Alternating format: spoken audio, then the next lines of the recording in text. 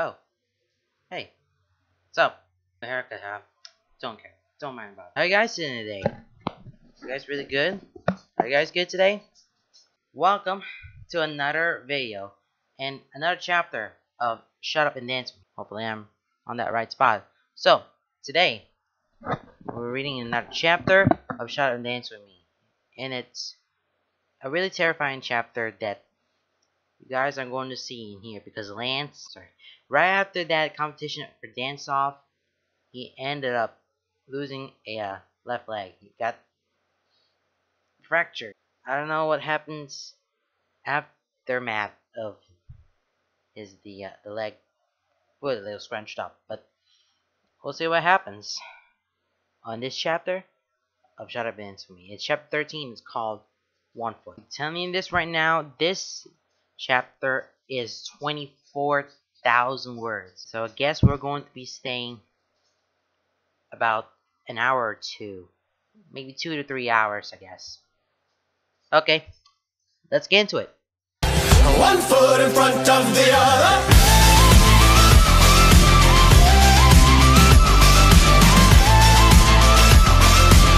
One foot in front of the other. Ooh, we have is each other. One foot in front of the other. Ends up needing surgery. They tell him the details of the procedure, but he finds it hard to hear over the ringing in his ears. The high-pitched static buzzing that fills up the room and crackles across his skin. He hears the words, understands them, but he can't fully absorb them. They sink into his mind like pebbles dropped onto molasses, sinking slowly, unrushed, and floating leisurely downward. And when they finally reach the bottom, it's a gentle landing, barely pressure. Knowledge sitting there on the tip of understanding without truly sinking in. A haze has settled around him. It's been there since the moment he fell from the stage and pain shot up his leg. It was there was people rushed around him, hectic movement swirling, chaotic. A storm in which he was the eye, immobile, calm, indifferent to the winds battering his edges. It was there as he was helped to the car and driven to the hospital. It was there as his friends spoke around him, muting their words, dimming their touches, making them feel distant. It was there as he sat in a waiting room, surrounded by people he knew and loved. Friends, all dressed in black, their faces barely registered. Even when they crouched in front of him, he could only tell them apart by flashes of color. Orange and purple moving around, corralling all of them, pressing a clipboard and a pen into his hands, guiding him softly as he filled out the blank lines. He watched his hand move, distant and accidentally curious, as they shifted, scribbling out words in a handwriting that was a messy version of his own, the shaking of his fingers visible in the pen strokes. Pink in his version, cupping his cheeks with hands that were small and warm, lips moving in words that he didn't quite hear, delicate features pinching worry. Yellow at his side, arm draped heavy and thick around his shoulders, green behind him, occasionally flashing in his vision when his head tilted automatically at sounds, small hands in his hair, running through his locks, soothingly and methodically, blunt nails scratching at his scalp before dropping down to rub at his back. Red hovering around the group, red staying at the sidelines, red a shadow just beyond the others, red and midnight eyes seized and glistening with far too many emotions for his rattled mind to understand, red settling into the seat at his side, a hand in his warm and calloused fingers, palms oddly soft against his own, an occasional squeeze, a pinching of his fingers, grounding, anchoring when he started to drift. Time had slipped away, time holding him suspended as it swirled around him, moving quickly and slowly in turns. Then he was ushered into another room, another flurry of faces, pokes and prods, more pain shooting up his leg. He thinks he might have shouted, but he doesn't quite remember. He's in that room now. He feels his lips moving to answer questions, hears his voice like he's listening from another room, It barely sounds like his own, just as muffled as the others. He sees the activity in the room like he's watching from afar, like he's trapped in his own body, but not quite occupying it. It's also distant. Movements are disconnected from his awareness of them, making them move sluggishly and far too quickly all at once. There's a delay to everything reaching his senses. He doesn't remember calling his parents, but someone must have because they say that they're on their way. When they get there, they only add to the storm around him. Not a flurry of words, sounds, voices, movement, familiar smells that stand out in strange, stark relief against the sterile hospital environment. Everything is too white. It seems to glow unnaturally. A fuzzy aura clinging to everything. His friends moving like shadow, smudges against the pristine backdrop. Then the colors are ushered out. They say goodbye to him. He registered that much. Orange, purple, pink, yellow, green, red. They drift past his vision. They hug him. Squeeze his shoulders, his hand, his arms. They speak in muted voices, deep and weary as he feels. They say words that drift past him, adding to the storm, floating close enough for him to recognize them as the comfort they're meant to be before they disappear into the haze. Wheeled into another room, and the understanding that he's going to be staying the night is slow to sink in. Little pinpricks, needles of comprehension, pressing into his flesh, weighing him down, pinning him to the flimsy excuse for a mattress. He'll stay the night to keep his leg from moving. Then they'll do the surgery first thing in the morning. Surgery. Surgery. His leg and ankle are fucked up enough that he needs surgery. He thinks he might have told the doctors what had happened. Either that or one of the others did. None of them have asked the question that hangs over their heads like an axe, poised and ready to strike. Rope holding up, fraying and unraveling, as each sound ticks by with agonizing slowness. Tick tock. Surgery. It has to be had if he needs surgery. Real bad. Bad enough that they don't want him to walking on it at all. No pressure. No risk of fucking it up worse. He hasn't looked at it yet. Can't quite bring himself to. He keeps his eyes above the waist because he's certain if he sees it, that somehow makes it more real, makes it unavoidable. Like all this might be able to rewind as long as he doesn't look.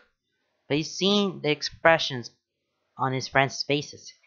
He's seen the sympathy, the worry, the pity. He's seen their nervousness. He's seen the heartbreak in their eyes. He felt the pain. His parents talked to the doctor. He thinks they talked to him too. He replies, robotically and automatically. He sees the looks in their eyes, and somehow it's worse than his friends. It's more real. It's unguarded. It's raw and worried and filled with sympathy and pain as they look at him, as they look at his leg, as they put a hand on his arms and tell him it'll be alright. By the time they leave, it's a breath of relief. He's alone for the night. They've set him up and left him to rest. That's when it all comes crashing down. The numbness starts to melt, starts to uncoil and drip from his heart. The haze begins to clear, his mind being forced back into his body. His awareness is thrust back into the moment, no longer free to drift just beyond himself. In the wake of the numbness, he burns. His chest burns, his lungs burn, his eyes burn, his vision blurs. He curls up as best he can and lets himself cry. He doesn't think he can, just lets the emotions run through him and out, lets the events of the night sink in, lets them embed themselves to his memory, lets himself finally grasp them with shaking, tender hands, because it happened. It happened, and it happened so quickly. 1 second ticked to the next, And everything he's been working for, everything he's built, everything he's just came crashing down. Tick tock. He lets himself cry until he can't, chokes back the sobs and holds back the screams. He wants to feel rage, thinks that anger might help, but while he can feel it brewing beneath the surface, it's dulled and numb and doesn't quite burn bright enough to matter. So he surrenders to the quiet, to the buzz of machines around him. He can hear his phone vibrating against the table next to him, but he ignores it. He's on painkillers, but his legs still throb. Feels it start to pulse through his haze. A subtle reminder, one that vibrates through his core. A shadow hanging over him, nipping at the rope that dangles the axe above his head. Then the rope snaps. Axe comes crashing down, slicing through him and leaving him gasping for breath. A fresh wave of heat staying behind his eyes. He's not going to dance at regionals. He doesn't know if he'll be able to dance again. He goes to sleep that night, clinging to the hope, and he'll wake up to find it's all been a dream. It isn't a dream. It's a nightmare. The surgery goes off without problem. The only real problem being that he needs surgery in the first place. All the nurses and doctors try to reassure him throughout the process, thinking that he's nervous about going under, nervous about the pain, nervous about surgery. It doesn't click until he says he's a dancer. Then their confident looks turn to sympathy, just a hair shy of pity. He stops making eye contact with them after that. They monitor him for most of the day, but at the end of it, he's allowed to go home. He's happy about that. If he's going to sit around and do nothing, he'd rather do so in the privacy of his own room, where he doesn't have to control his expressions around so many strangers.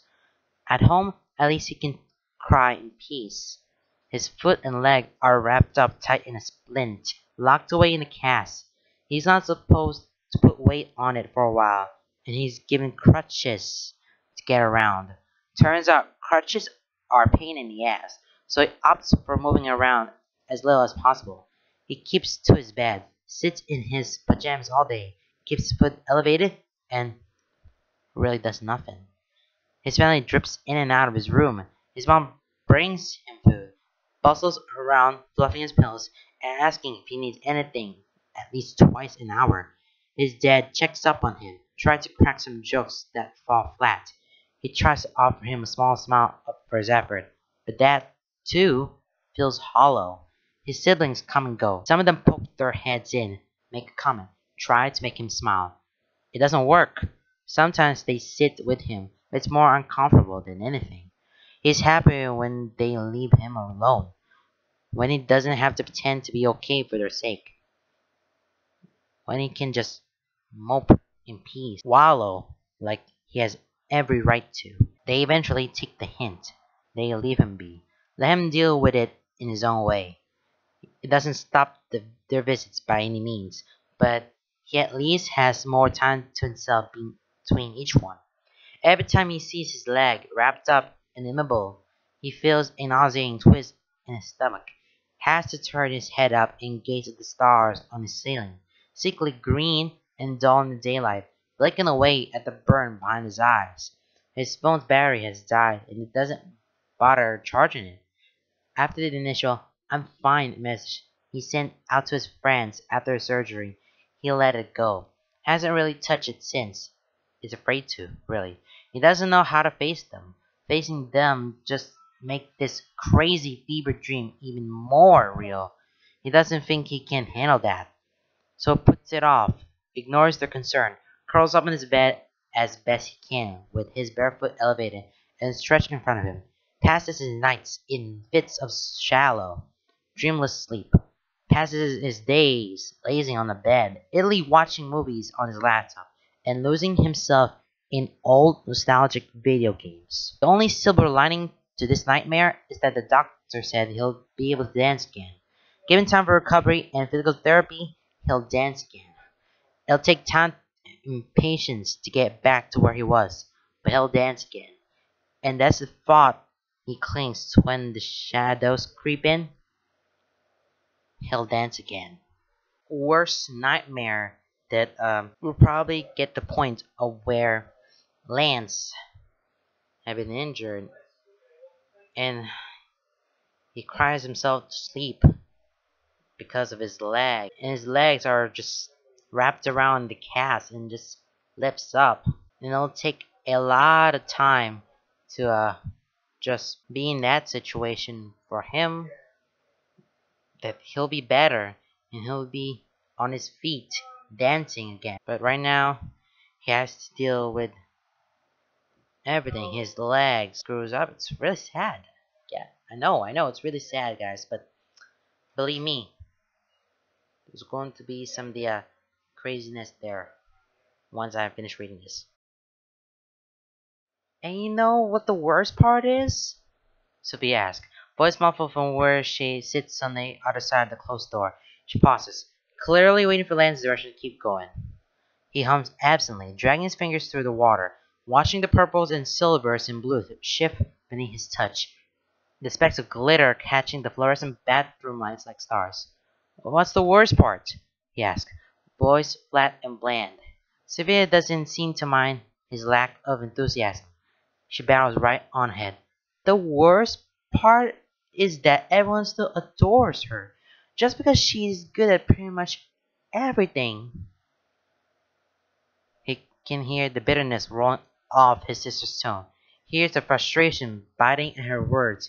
He can imagine the way her hands dance through the air in aimless gestures as she talks. Just because she's top of the class and really getting good at soccer doesn't mean language, Lance says, with no real heat, fingers still dancing through the stars, spinning his own galaxies left behind by his favorite bath bomb.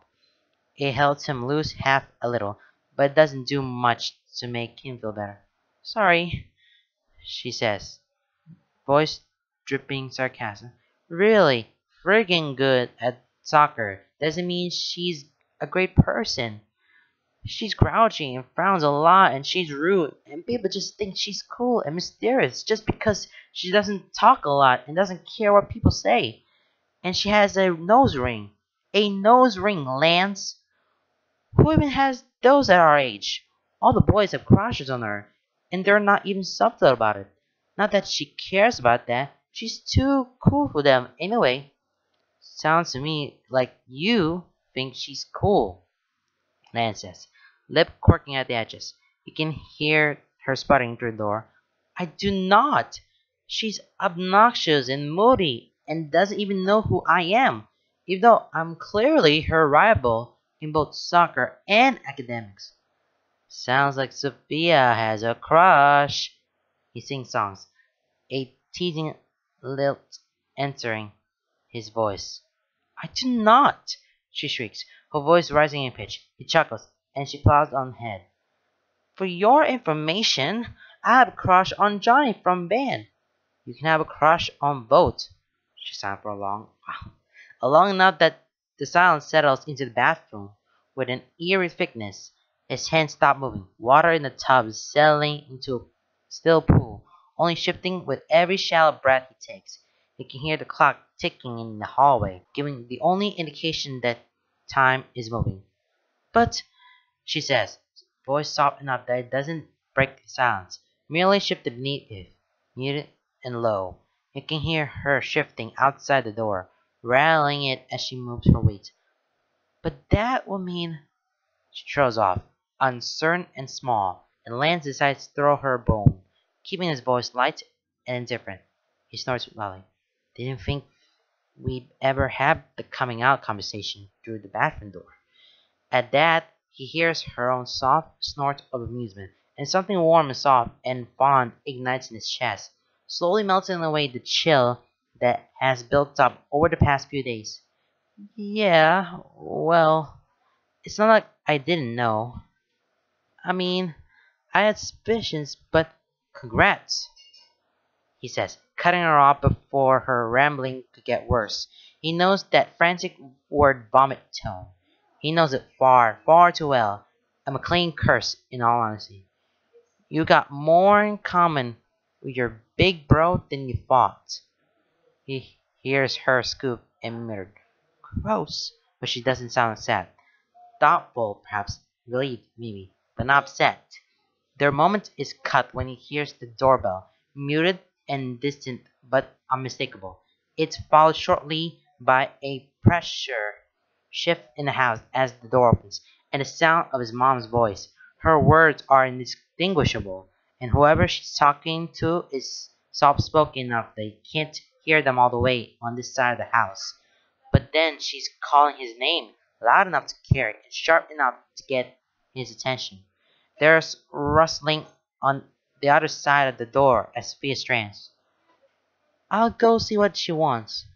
"Thanks," he says, but can already hear the floorboards creak as she walks away. He's back tracing his fingers through the water, watching the patterns form and dissipate. His leg is hooked over the edge of the tub, cast staying perfectly dry outside the water. Honestly, bathing is pain in the ass with a thing, but there's not much he can do. It's only temporary, he has to remind himself. Only temporary.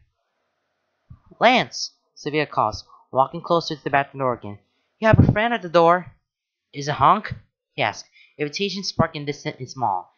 He already has his family hovering over him, smothering him with pitying looks and far, far too much concern. He doesn't need to Hunk doing it, too. Sure, he hasn't really responded to the big guy's messages in a few days, but that doesn't mean he has to come over unannounced. "It's not Hunk." Irritation gives way to surprise. "Pidge?" "Nope." Surprise gives way to confusion. "Then who?" "It's Keith, the guy from the bookstore." Something shoots through him. Something hot and electronic, leaving his stomach knotting and his limbs tingling. His heart beats far too fast at just the mention of his name, driven into overdrive at the thought of him standing in his doorway, talking to his mom. He clears his throat, far, far too aware of how dry his mouth suddenly is, trying to sneak around the lump in his throat. What does he want?" "Don't know. He just said he wanted to come by and see you before work." "He bought you a milkshake." Lance blinks, feeling a far too familiar burn behind his eyes. He sinks lower in the tub, mimicking the way his heart sinks into his stomach. Keith. He can't face Keith. He can't face any of his friends right now, let alone Keith. Just the thought of his stupid, beautiful face makes Lance's chest squeeze with guilt. He f***ed up. He f***ed up things not only for himself, but for Keith as well. He doesn't want Keith to see him like this, not when he can barely keep himself together. And he knows that if he's put face to face with him, forced to look at those gorgeous dark eyes, thick brows pulled together in concern, full lips pursed in worry, Lance would break. He's so close to the edge as it is, and he doesn't want to break. Not again. He's not strong enough to face it right now, to face him. It's something he knows he'll have to face eventually, but right now it's too much, too overwhelming. He's already dealing with the reality of a broken leg and his hopes for regionals crushed into dust. He doesn't know how to deal with facing his friends, facing Keith. So he pulls to himself, attempts to hide as much as he can in the galaxy-painted waters of his tub, trying to seek without the warmth to comfort the chill in his heart. "Tell him I'm busy." "Lance!" Sophia sighs, and he can hear the rolls of her eyes. "You've been in there for like 40 times. You're probably perny, and the water is probably cold. Just come out and talk to your friend." "No." "Lance." "Sophia," he says, hating the waver in his voice, hating the way it nearly cracks, hating how he knows she can hear it. He clears his voice, takes a deep breath to tell himself. "Please," he says, knowing the plea is there in his voice, raw and vulnerable. "Please, just tell him I'm busy." She is silent for a long moment, long enough for him to focus on the pound of his heart against his ribs, the anxiety and nerves and panic that flood his veins, nipping at the numb calm that has surrounded him for the past few days. "Fine," she says finally, and it's not happy, but there's a sign of defeat there. "I'll tell him." He allows himself to let out his breath in a rush, sinking in until his knee pokes out from the water. His chin is nearly submerged. Thanks, Soap. Can I have your milkshake? No. Might as well say that Sophia and Lance, they have been like siblings together for too long. Lance and Sophia have been going along as siblings, and Brian share each other's secrets and tell them about his legs, and he can't stand it. Lance can't stand and facing all of his friends, especially the Keith, because he doesn't want to see ended up with the leg just wrapping up in the cast. If it's Keith, that's code red for her Lance, I guess, or code white, as I like to call.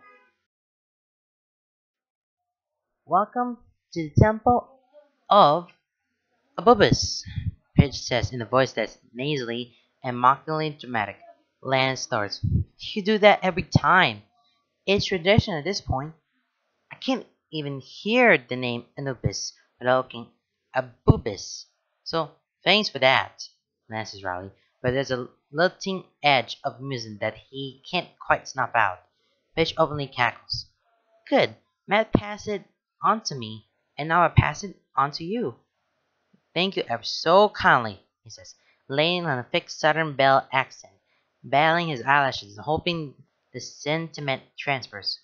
Whether it does or not, Pidge still snickers.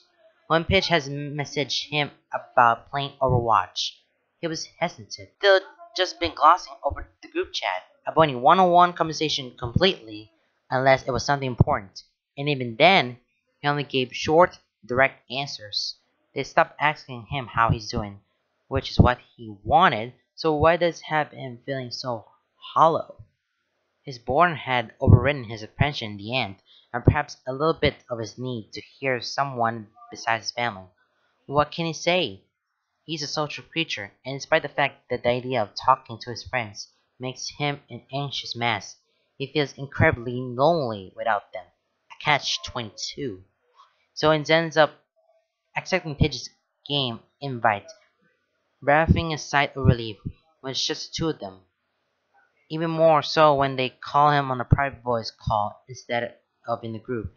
He hadn't realized just how much he missed Pidge's voice until they were there in his ear, ranting about how he always picks snipers. Then again, when he goes for Junkrat, it's got him grinning from ear to ear, ignoring the dull burn in his eyes, laughing in a way that feels cracked and raw and strange in his own ears, and he feels so much lighter. Dude, I know you're rusty, but please just hit something. I'm bidding my time, Pidge. Being a sniper is all about waiting for the right shot. Yeah, well, while you're waiting for the right shot, I'll just be dying in a flank with no backup. What else is new? Off, Pidge says, unable to bite back the laughter. I can own you at this game. At least I can land a shot. He holds off on his response, keeping an eye on the game, waiting for the right moment. One headshot, another. Someone behind him. Turn and shoot. Another one dead. Up to a new vantage point. Quick shot. 4 down. What's that, Pidge? He taunts, smirking as they reach the checkpoint. Show off. Lance just hums, smile on his lips. The game goes on and then flows into another and another. This is good. He needed this. Hadn't realized he needed this, but he did, and he knows that now. Pitch is giving him some semblance of normalcy in a time where it feels like everything is constantly crashing around him. Pitch hasn't brought up the accident, or dancing, or anything. Hasn't even brought up his absence in the group chat, or how he's been avoiding Hugs calls and Keith's messages. Pitch is just treating him like Lance, and it's exactly the kind of bomb he hadn't realized he needed. So, Tuesday's coming up, or maybe he spoke too soon. Apprehension immediately seizes his chest, back, and shoulders, tensing as his stomach flips uncomfortably. Yeah, he says, slowly and wearily. He knows Pitch can't hear it, and he doesn't try to hide it. His caution is a warning, one that Pitch says they ignores. So, You gonna come out? They ask casually, conversationally, far too flippantly for their calm to be real. They know they're treading into dangerous waters. Trying to make it look like walking on eggshells is the easiest thing in the world. Too bad if not. No, Lance! No, Pidge! He says, sharply, tension rising and making his chest tight, making his breaths come shallow. His voice is hard and harsh, far more than he wanted to be, and the direct opposite from what he had been moments ago. But it seems to drive the point home, and he clings to it lest he break. I'm not going to the park. I can't. He has to stop, feeling the words get caught on a lump in his throat. He swallows, clearing his throat and taking a deep breath in a desperate attempt to keep his voice from shaking. I can't dance. There's no point. And, Jesus, those words hurt to say. He hasn't said them out loud until this moment, hasn't typed them, hasn't heard them from anyone besides his doctor. The weight of them settle heavily on his shoulders, pushing him into his mattress, crushing his ribs, squeezing his heart. You don't have to dance. Pitch pushes, consoling and mildly pleading, wave off his concerns with an indifference that he should find comforting, but he really doesn't. We just want to hang out with Pitch. Just he breathes sharply through his nose, letting out slowly. Just let it go, okay? His words are harsh, clipped. Anything less, and he might fall back into that pit he had just spent the last few days climbing out of. Pitch is silent for a moment before she huffs a soft in defeat. Fine, I'm done for the night, he says, already closing out the application. Thanks for the games. Yeah, you too, Pitch says, voice still heartbreakingly soft. And Lance? Yeah, he says, mouse hovering over the disconnect button. It was good talking to you again. He swallows, tongue feeling thick, and when he replies, it's a whisper, not quite trusting his voice. Yeah, right back at you, Pigeon.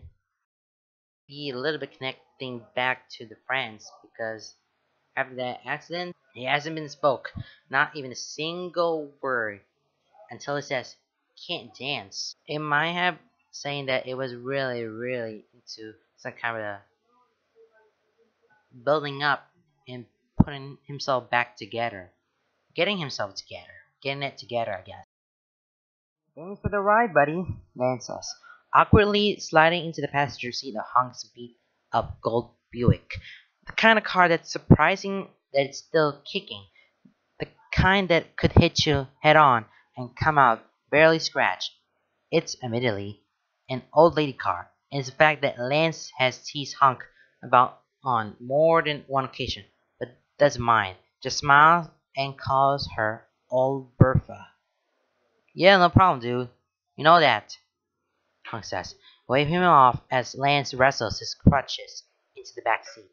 He hops when they're finally in place, turning to close his own door before settling into the old soft leather of his seat. Really, though, you're a lifesaver. No one's really around to give me a ride, and it's not like I can drive myself, he says, chuckling with dry humor. You know I'm always here for you, buddy, he says, as he pulls out onto the street. For anything. Lance stops the groan, letting his head hit the headrest. I know, he says, rumor leaving his voice. I'm just tired. Thanks. Hunk hums softly, and the two of them lapse into silence. Unfortunately, it's not the companionable sounds that Lance is used to with Hunk. It's not the sounds between two friends who have known each other long enough to be comfortable in it. It's not a sound that exists peacefully without the pressure of words, unspoken, clawing at the shadows. The sound is tense and awkward, a strange pressure building between them with it every second ticks by, stretching and pulling tight, ready to snap, rope frame. The things they don't say, the things they want to say, the things they're afraid to bring up, it all hovers between them, a weight on his shoulders, a thickening of the air, a buzz across his skin. It's something he very rarely experiences around Hunk anymore, and the worst part is he knows it's his fault. He's been ignoring Hunk's call for 2 weeks now. He's responded with a Couple messages just to keep the guy from going off the deep end with too much worry. But he hasn't given him much else. Nothing substantial. And as soon as Hunk broaches heavier topics, Lance is out. It's not that he doesn't want to talk to Hunk. It's not like he's upset with Hunk. It's just Hunk has known him for a long ass time. Hunk knows him inside and out, and Hunk likes to push. Lance doesn't have a lot of defenses up when it comes to his best friend. And if Hunk pushes, he knows it won't take much before he caves. He's not sure if he's ready to cave. He doesn't even know why he's afraid anymore. He just knows that he is. So, Hunk says, sure enough, as they come to a stop with a red light, his hands hit the wheel, off rhythm to a song playing softly on the radio. It's a nervous tick, and Lance knows it, which, combined with the false innocence in his voice, means he knows exactly where this is going. He groans loudly, rolling his eyes and making a show of rolling his head, body tilting until he's leaning against the cool glass of the window. He glares out the car next to them. Hunk! He whines, drawing out his name in as much warning as protest. In his peripheral vision, you can see Hunk shaking his head. Sorry, buddy, he says, having a decency to actually sound sorry. But you know this conversation was coming. I was hoping it wouldn't. Lance grumbles. He heaves a sigh, lifting his head and tilting his chin down so it can peg Hunk with big old sad eyes, looking up through his lashes as he pouts. His face, A+, puppy dog look, cultivated through years of being a middle child trying to get his way, practiced to perfection in front of a mirror, guaranteed to make adults and children bow to his whims. His voice, downright pitiful, sad and kicked, and just enough pleading without sounding like he's begging. Hunk glances at him, face immediately falling and fingers freezing on the steering wheel. Oh man, Lance, please don't use the face. Lance does not, just adds a little more furrowed brow, a low quiver to his bottom lip. Lance! Hunk whines, and Lance was about 3 seconds where he thinks he's won before Hunk's lips purse, his own brows furrowing as his entire face tightens. His head snaps back forward as the light turns green, hands gripping hard at the wheel. No, you're not getting out of this. Lance grows again, wordlessly flopping back over to lean heavily against the door, arms crossing over his chest as he sinks in the seat. Can we just go get these stitches removed, get milkshakes, go play games at home, and pretend like everything is fine? No. Well, yes, we could, but we're not going to because everything is not fine. I know it. You can't hide it. Lance grunts, a little hop as he glares hard at the buildings they pass. Lance, Hunk tries again, voice dropping, becoming soft and soothing, almost tentative in the way he approaches it. We miss you. Lance shifts uncomfortably, feeling the guilt bubble in his stomach, spreading out like an itch beneath his skin. The worst part is, he misses them, too. I haven't gone anywhere, he mumbles. Yes, you have. Hunk insists, is gentle but stern. Blunt because Hunk doesn't know what subtlety is for the life of him. But goddamn, it's not gentle all the same. You're pulling away from everyone. No one's heard from you in days. I've talked to them. One word answers to direct questions after we tag you 12 times doesn't count. Hunk huffs beside his voice obviously. Dude, you've been pulling away from me. If that's not a sign that things aren't okay, I don't know what is. It's just... He starts, but his words are getting caught on the lump in his throat. Great. He can feel that burn behind his eyes. He breathes in deeply, closing his eyes and trying to concentrate on the cool of the glass against his temple and cheek as he lets out a ragged breath. I just don't know how to handle it, Hunk. Handle what, buddy? And great.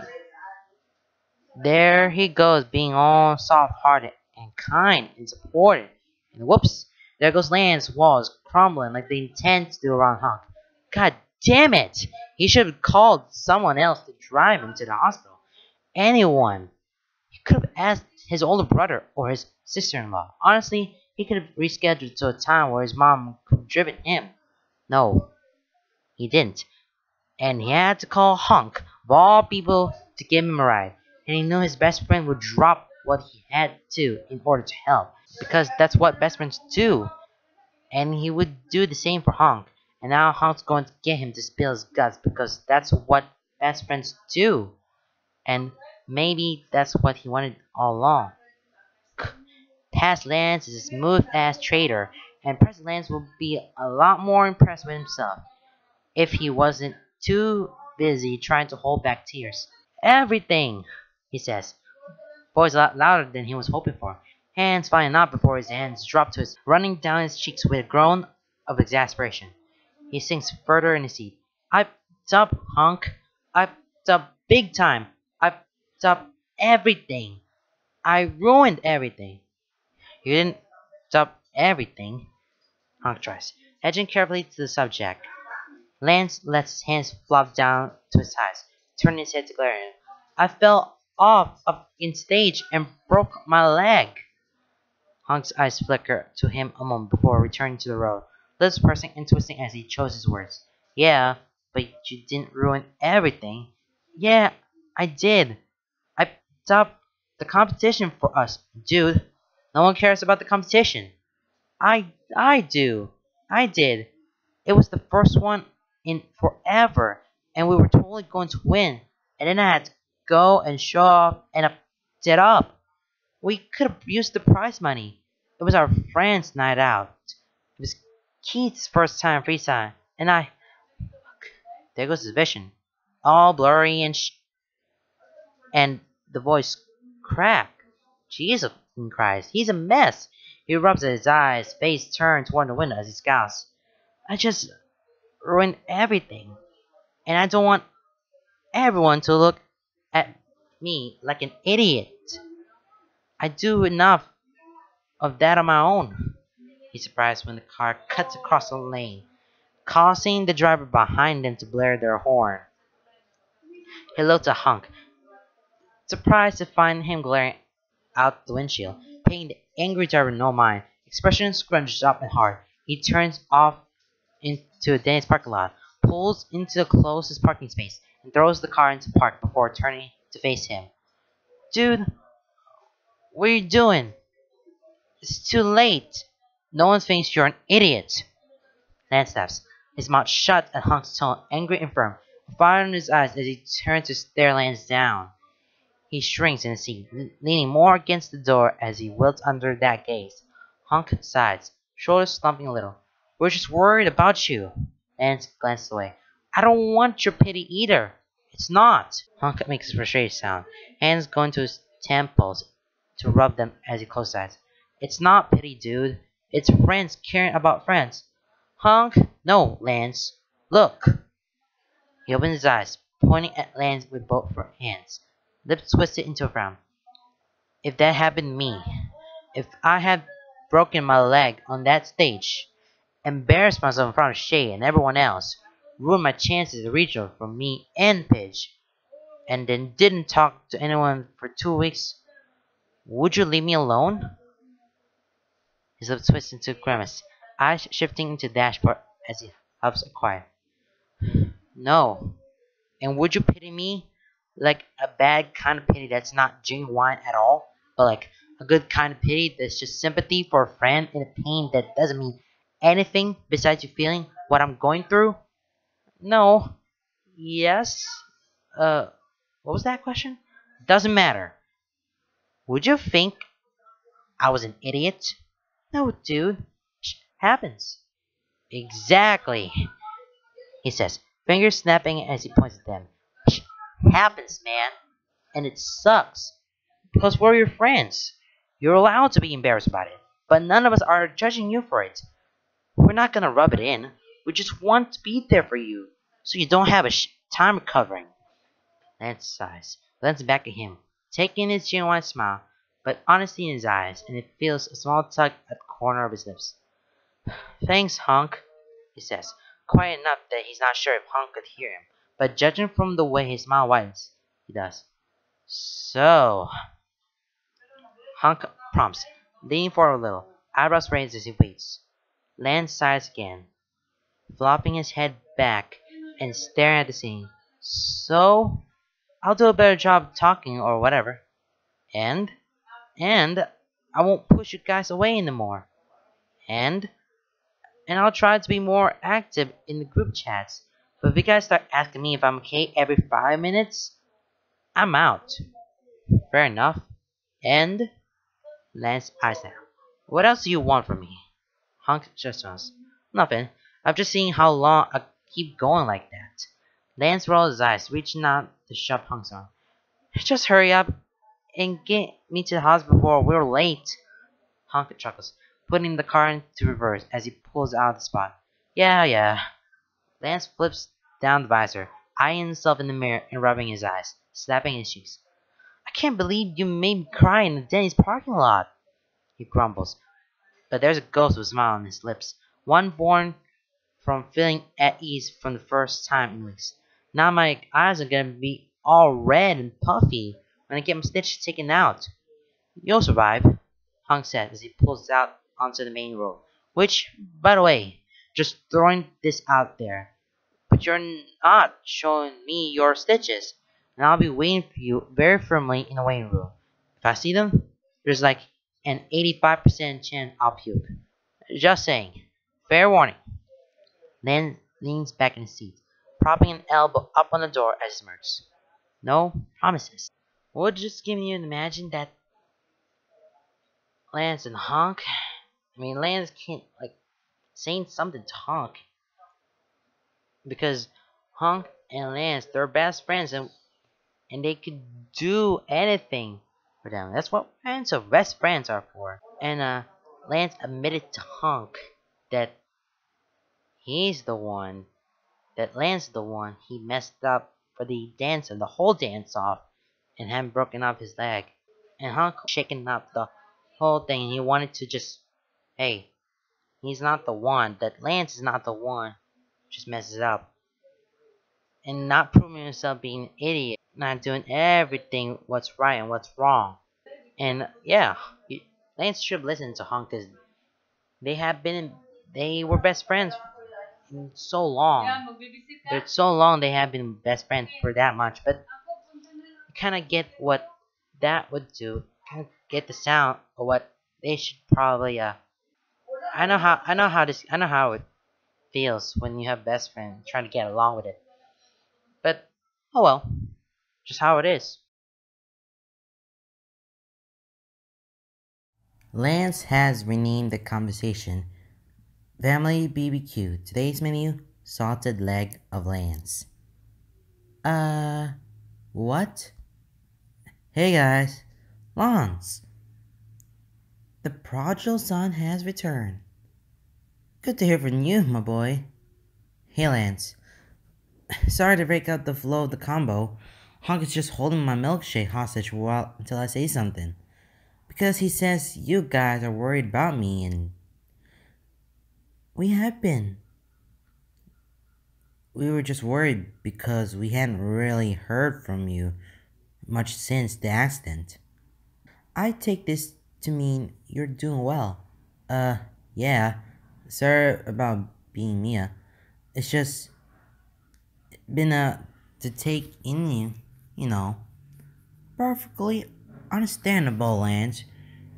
You take all the time you need to get yourself back on your feet. Heh, get it? Feet?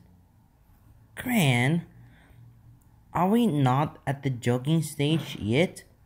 I took the conversation name change to mean we were there. If not, I apologize. No, guys, it's okay. Not joking about it is nice, actually.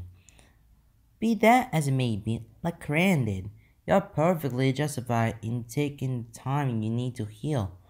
But it's good to hear from you. We're here for you no matter what, Lance. Even if it's just to get your mind off of it. Aw, guys, making me all emotional. And how'd the appointment go, by the way? You knew about it? Yeah, duh. Hank told me. You wouldn't let me come though. Road time or whatever. Oh, yes. Road time. Honk cutting across 4 lanes of traffic to make me cry in the Denny's parking lot, and then driving like a madman so we weren't late. The broest of times. Stop making it sound so dramatic. It was like 1 lane of traffic. But to answer your question, it was fine. I am stitches free. Did you get a picture? Was it gross looking? Show me. Oh, no. No, no, no. Lance, don't you dare send that picture. Just jump out of the chat for a minute, buddy. Lance sent an image. Sick. Impressive. Those some gnarly looking stitches, dude. I know. I didn't get a good look at them after the surgery, so this was the first time I saw them. Did it hurt getting them removed? No. Felt a little weird though. Lance got his stitches removed. Did you see the pic? Looks worse than that time you crashed your bike. You crashed your bike? No. Oh, right. Forget I said anything. You know what? I don't even want to know. So, how's it feel, Lance? Stiff, mostly. I'll be in the boot for a while. Like 6 weeks? Dang. I'd take it that's with crutches. No pressure? Yeah. That sucks, dude. I'm sorry, Lance. If there's anything you can do, don't hesitate to let us know. It's no biggie. It's fine. All cool here. Just gonna mooch rides for a while since I can't drive with it. That means no taking Lance for rides on your bike, Keith. Why would he do that? He'd offer to take you to the hospital if I couldn't. But, you know, he has a bike and everything. So it would be kinda hard. Oh, I would borrow Joe's car. You could have held your crutches out and did motorcycle jousting. Huh. Hold him out like lances. Lance with a lance. We get it, honk. I can't condone this with good conscience. We tried that once in my college days. Though we use umbrellas, it's all good fun until you hit the ground. But what's a little road rash in the game of bike jousting? Are you guys going back to honking pitches? Yeah, once we pick pitch up some nuggets, we're in the drive-thru now. You're in godsend. I just got off work. Can I come by? Sure. Actually, I gotta go home. You do? Lance, what are you talking about? Oh, right. He does. Totally. I forgot about that. Right. Dial it back, buddy. Sorry. Yeah, I forgot I have stuff to do at home today. Important stuff. Yeah, so I'll just be taking him home. Ah, damn it, my nuts are gonna get cold. Sorry, Keith. Rain check? Yeah. Okay. They checking all things out and putting this conversation, and they felt like, alright, they're fine. They're basically fine. And he'll be in the crutches for the next 6 weeks. Only has to wait. Everything has to wait for that long until he's gonna be back in shape. All kinds of little always for dancing and everything. But for now, let's just leave it there and put it into rest. Group chat, family barbecue. Today's menu, salted like Lance. So, theoretically, if I were an alpha and Shiro were an omega, would he have my pups? Theoretically, yes, I think. I suppose it depends on the laws of the universe we're bitten by to determine whether or not alpha and females can impregnate. I'm gonna go with yes. You can. Wonderful. Shiro, will you have my pups? I have regrets. I still think Shiro will be an alpha. He's like an epitome of manliness, and he's big and stuff. Aren't alphas supposed to be big? Hunk, buddy, oh pal, those are just stereotypes and cliches. I mean, look at you. You're a big guy, but you're the most betteriest beta to ever beta. I can't tell if that's a compliment or an insult. Def a compliment. No shame such in being a beta, dude. Okay, I'll take it. My point is let big dudes be omegas if they wanna be. What do you think, Shiro? Alpha or omega? I really don't want to have a say in this conversation. Then we're gonna assign a role for you. Does a role need to be assigned at all? Yes. Yes. Yes. I think it might come down to this role and demeanor in the bedroom, wouldn't you say? Stereotypes, Karan. Drat. That being said, it's a good a way as any to settle this debate. Allura? Omega. He's an Omega. LMAO. Ooh, hoo hoo hoo. I really didn't need to know that. I didn't give you any details. The implications are enough. Be glad you don't live with one of them. Someone kill me. Sometimes I tap back to this chat and wonder why I exist. Keith, run, run far away. Settle something for us. In the Apple universe, is Lance a beta or omega? What? Don't give me that look. I know you know what Abo is. We already had Keith in Shiro's intro to what the hell Abo is combo. Yeah, and I really wish we hadn't. Same.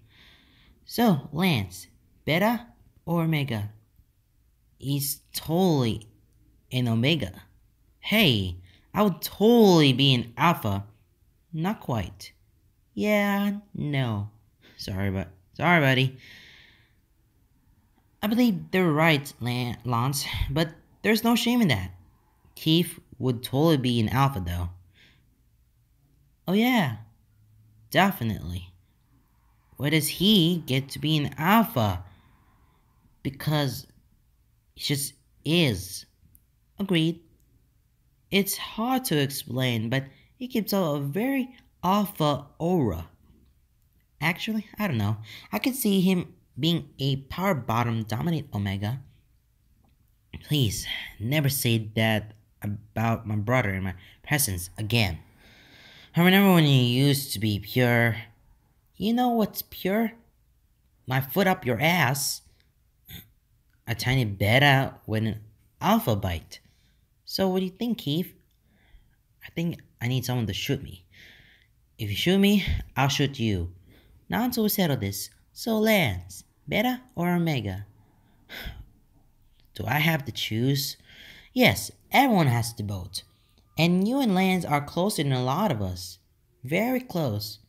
So, what's the verdict? Omega. Called it. Really? Nothing? Keith, you just said you were Omega.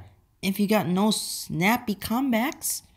You were all about yelling at me, Hunk, and Laura earlier. Actually, I gotta go. Sophia needs help. Oh. Okay. Bye, buddy. Later. Did I say something wrong? No, you just agreed with the rest of us. It's not you, man. Don't take it to heart, okay?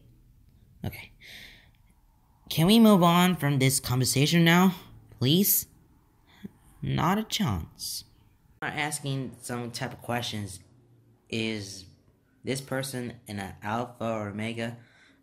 I've watched this episode, Animal Rules Everything, and the alpha males are not the types you and the kind. You can do alphas or the betas or the omegas. Doesn't matter. It doesn't matter who you are. You're just still into the depths of it. And the people I might actually call it, especially to keep selling for Lance, either alpha or omega, and to decide that Lance is an omega. So why Keith's an alpha? Remember, we just don't care about those because that kind of like people talking about some weird people being related to, and that's where it kinds into some kind of feelings or any certain type of personalities they have. But I mean, I finally get the depth of it, but couldn't believe it. Family barbecue. Today's menus are the Legolands. I'm going to need a lot of wine after this week, like a lot of wine. And for her next trick, ladies and gentlemen, the lovely Laura will make 3 bottles of wine disappear, all by herself. That is one impressive trick. I do believe in magic. I do. And that's me, the wine wizard, the alcoholic alchemist. I second this statement. The alcoholic alchemist, or drowning yourself in a wine? Honestly, both. Rough week at work? You don't know the half of it. Understatement of the year. You know what we should do? Let's start our own company. What kind of company? One that makes money? That's a good idea. We should have a movie night. A classic movie night with booze and food and pajamas and terrible movies. Is there any other kind? I'm down to get crunk. Midterms can suck my pitch. Are you even old enough to drink? You're like 12. Joke on a Jolly Rancher, you muffin top. I think a movie night sounds like a lovely idea. Agreed. It's been a while since we had some good old fashioned bonding time. Matt and I can host. Of course you're hosting.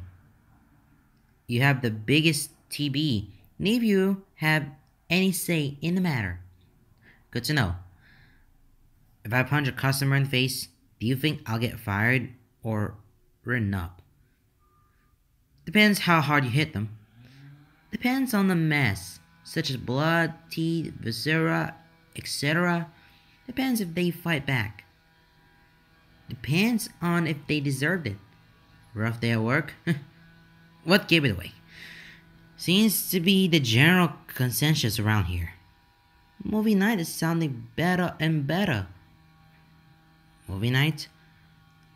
A time-honored tradition. We get together with food, drinks, and watch in movies in our pajamas until we pass out on Cheryl's floor. You in? Sure. When is it? This weekend. We can do it Saturday, and Sunday can be for homework. As always, Laura and I get off work at 5. I get off of work at 6, then I can drive over. I have some things to do at the studio, but I'll be around 7:30. Cool. So, when do you want me to pick you up, Lance? Actually, I think I'm gonna pass. Oh, what? Lance? Dude, it was your idea. I know. I just remember I have a thing this weekend. A family thing. Can't get out of it. Sorry. Have fun. Gonna go mom's calling for dinner. Bye. Okay. Oh dear. What the? Maybe it's best if I don't go this weekend either. Keith, no. We want you there. Keith, he'll be fine. Yeah, dude. We want you there. I don't think Lance does. No. No. He totally does. He's got a weird way of showing it. It's fine. I have stuff I should do. Or something. I'll talk to you guys later. Take care. Bye, Keith. Later, buddy. I'm going to murder them. Well, that was a bit awkward. This is unfortunate. They just need time. Jesus! Oh man, what a mess. They have to make it up sometime right there because they have an idea of just making the movies. I mean, watching some movies, but they don't have time for it because very busy with the family thing because, again, who else he wants to stay home? He wants to stay home with family because family is always important for us, and then friends. It's very important that family should be the top priority, and then friends will be the next because you gotta keep focusing on who do you want to take care of the most because spending time wisely. Group chat, Titanic take me. Okay, Lance. What the what the what? What did I do? Keith, I don't know what you're talking about. Bullsh! You're treating me key like and it needs to stop. I'm not. You kinda are, buddy. I barely talk to him. Yeah, that's the point, dumbass. You duck out of the GC every time he shows up. You avoid being with us if he's there, and you're not really subtle about it. Do you think he's noticed? No fucking He's noticed, Lance. You ain't subtle, and he's not stupid. Ugh. Dude, what's up? You finally gotten better at talking to all of us again. So why won't you talk to Keith? Honestly, I thought he would be the one you were looking forward to talking to the most. Because of your crush and everything. That's the problem. My big dumb crush keeps me from talking to him. That makes literally no sense. You're way past the whole embarrassed to talk to my crush thing. You jump right past that into sucking face. And dick. And dick. And now you're being a dick. It's not. I'm not. Ah. Ah. Ah. Go ahead. Get it out of your system. Let it out. Oh, da. Feeling better? No. Good. So tell us what is up with you. It's just... Jesus. Okay. I really like him. We know that already. You got a pretty way of showing it right now. Do you still like him? Yes. Jesus. But I really I picked up everything up. Lance, we've already talked about this. No, Hunk, this is different. Look, I didn't just pick up my chance at regionals. The kids shot at regionals. Regionals is a big deal, okay? And Keith has never been. And we were going to go together. And then because I was a show-up, I picked it up for both of us. I wouldn't be surprised if he hates me, or at least resents me. And I don't know if I can face that yet. I might have dubbed us. And I dubbed regionals. And I don't want to lose Keith too. Look, I get where you're coming from. I really do. But can I be blunt? Are you ever anything but good point? If you keep this up, you're gonna lose Keith anyway. You're right, dude. He's smart. He knows you're avoiding him, and he thinks you're mad at him. Or that you're not interested in him anymore. And that your only interest in him was for dancing. And now that you don't have that, you're not into him. Wait. What? Did he tell you all this? Not in so many words. Not in any words, really. But I know Keith, and I know that's where his mind is spiraling. If you really like him, you gotta do something about it. Like pronto. I'm fucking up again. Just bury me and get it over with. No can do, buddy. You gotta fix this first. But how? You can always start by talking to him. Tell him what you told us. I can't do that. Why not? You told us before that telling him how you feel could ruin your partnership and for regionals. Well, now you're not going to regionals? Hobblefoot. Ouch. Deal with it. I'm mad at you. Now I have no reason to hold back. But I've ruined things for him. Dude, Keith doesn't care about regionals. Well, okay, he cares, but not like that. Right now, he cares more about you. He was the most impatient one of us when you stopped answering our messages. Really? Yeah, he was impatient-ish, even when we told him to just give you some space. I know you're embarrassed, man, and I know you've got a lot going on. But right now, Keith is the one hurting, and you're the one hurting him. So square the up, cause I'm tired of watching you two fucking beat around a dead ass bush. Okay, okay. I'll I'll get better at talking to him. Talk to him directly. That's awkward. Deal with it. You could try talking to him at the movie night this weekend. Clear the air? Do you think that'll be enough? Just tell him all this? It's a start. Look, Lance, I love you. So take what I'm about to say seriously. And then forget I said I love you. You f***ed up. Not because you broke your leg, but because of how you're acting now. You hurt Keith by avoiding him when he was the closest person to you. No offense, Honk. None taken. I wasn't the one touching his... Keith likes you, dude. Wait. He does? Like, really? No BS? No BS. And I'm only telling you this so you get your head out of your ass. And please, like it wasn't completely obvious. Yeah, but it's one thing to think it and another to hear it that he told you. Yeah, well, he told me. But right now, I don't know how he feels. If you're serious about him, square the fuck up. Tell him how you feel. Apologize. And do something about it. Like what? Like flowers or chocolates or stuffed bear that says I'm sorry? I don't know, and I don't care. Figure it out. But do it soon or I'm going to kick your butt for messing with my friend's feelings. I'm your friend too. Then I'm gonna kick your butt twice hard for messing with both your own feelings and Keith's.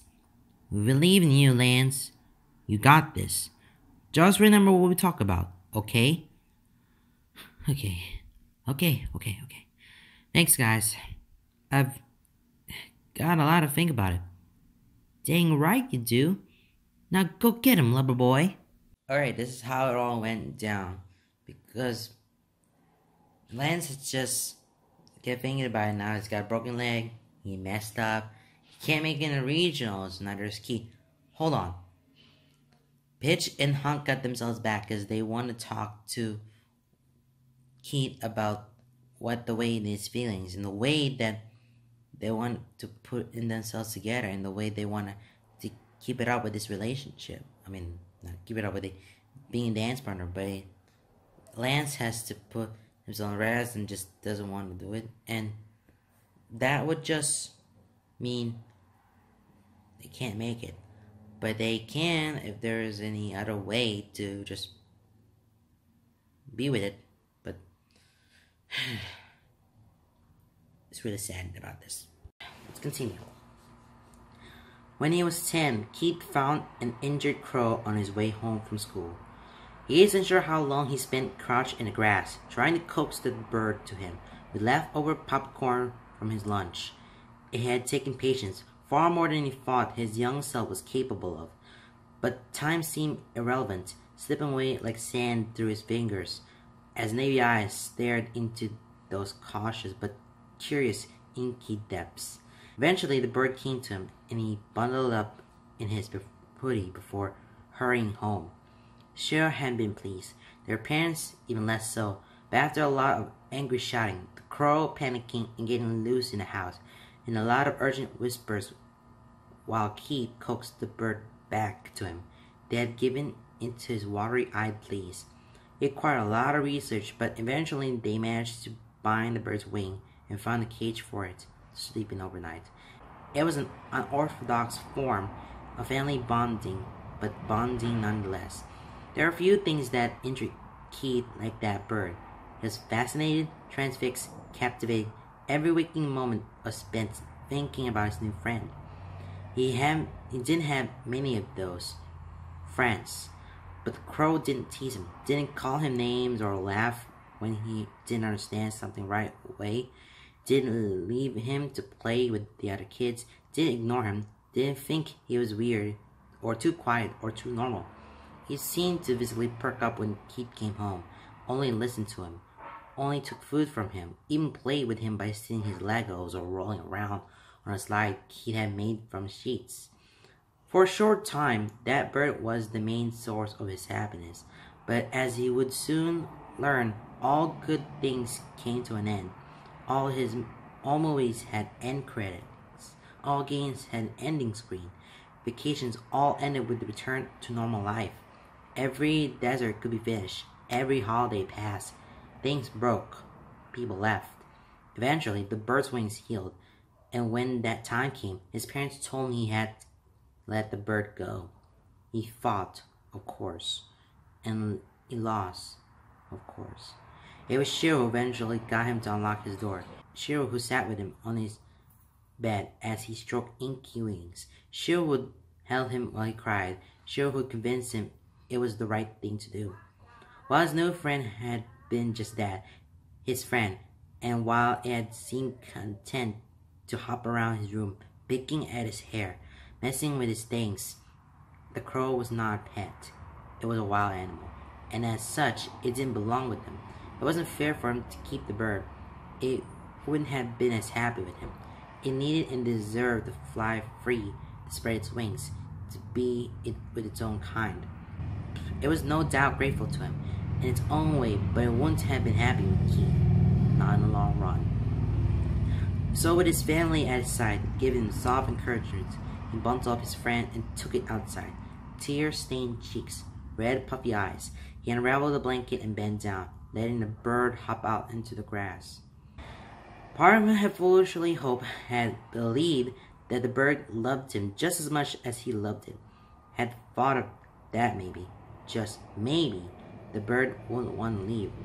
That it would stay. That foolish hope was dashed the moment its beautiful dark wings spread and flew away. For a while he got gifts on his doorstep. Small things, shiny things, paper clips, lost earrings, coins, wrappers. He saw some crows hanging around near his home, and wondered if one of them had been his, but it was impossible to tell. In the end, the bird never came back. It was a wild thing, a beautiful thing. He realized that his desire to keep it was a selfish one. His desire to keep it for himself, to lock it away, to force it to be happy with him, simply because he himself was. It was selfish.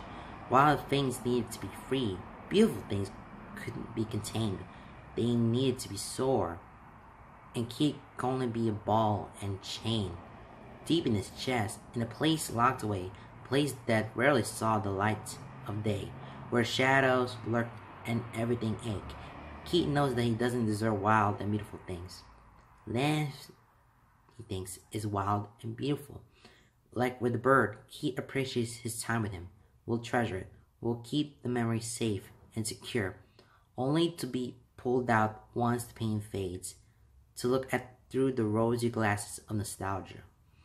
But also like that bird, Lance's time with Keith was always meant to be short-lived. The bird had only been with him, played with him, lived with him, until it had healed. It may have enjoyed Keith's presence, but Keith himself was only temporarily, a means to an end, useful in the moment, without the promised originals ahead of him. Keith's usefulness has run out again. Like that crow, if Lance wants to fly away from Keith, there's nothing he can do to stop him. It's not fair to force him to stay, to lock him away and demand what he wants. It's not fair. You can't contain wild and beautiful things by force. Lance is a wild and beautiful thing, and Keith should have known better than to let him in, to let himself be drawn by that light, to let himself bask in it, fascinated, transfixed, captivated. All good things come to an end. Things break, people leave. And Keith is left with nothing but memories that hurt, even as he gazes at them through a pair of cracked, rose-tinted glasses. Kind of brings out the memory of all the good natures and whatever this little this little bird that had been losing up the wings, and Keith tried to fix it up to make him fly, to make that bird fly. And that bird kind of reminds him of Lance, because he had been injured and he wants to fly, and everything goes away. And all good things is coming to an end, and everything has changed. If something goes in that direction, it just be that way. It really wants to be that way. And I kind of understand where this is going for this chapter, but he isn't sure when it happened. When Lance had managed to wedge himself into every aspect of Keith's life, weasel his way into every nook and cranny until nowhere was free of his stupidly handsome face, pretty blue eyes, and heart-achingly sincere laugh. Everything reminds him of Lance, and it really, really annoying. Autistus is a given, and he's honestly been avoiding the place since the incident. He's tried to go a couple of times, but the halls just feel lonely without Lance. Shaman's shoulder and room 40 feels colder without a smile. It's not exactly a great feeling, and he finds it hard to lose himself in the music when the entire building is just an unpleasant reminder that Lance is avoiding him. So he just kind of stopped going. Without his usual outlet and safe place, he's left feeling restless, anxious, and agitated, like an itch he can't quite scratch, but he compensates by going to the gym. As long as he avoids looking at the windows that look down the pool, he's usually fine. But in that place is tainted by Lance's presence. His phone is ruined. It just reminds him of days spent talking to Lance and eagerly waiting for responses, and the fact that he's not getting responses now. Even his apartment has traces of memories, though Lance has never been there. His presence lingers. It lingers in a couch where Keith would lounge and text him about whatever show he was watching. It lingers in the kitchen where he's talked with Lance over the phone while making food. It lingers at his desk where he played games with him. It lingers in his bed in the late nights spent falling asleep with Lance's name on his phone screen and waking up to texts. He hadn't realized just how constant at present Lance was in his life until he was surely gone, leaving Keith feel like he's had something ripped out of him, leaving him feeling hollow without any way to fill the gap. Keith's used to being alone, or at least he used to be. Now he doesn't like it. Now the silence weighs in on him. Now his face feels too big. Now he feels restless and anxious. He doesn't like it, but he supposes that doesn't really matter. It is what it is. If Lance doesn't want him in his life anymore, then it's fine.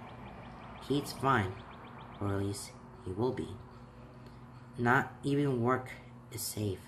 He finds himself constantly looking over his shoulder, finds his eyes drifting toward doors, finds his attention wrapping around the slightest glance of brown hair and tan skin, feels his heart stutter when someone laughs too loud before the near instant disappointment that it's not the right laugh. He hates that he goes into work every day with bubbling, nervous hope that Lance might pick up his old habit of showing up during Keith's shift, only to leave work with that hope turning sour and bitter in his guts. He hates getting his hopes up.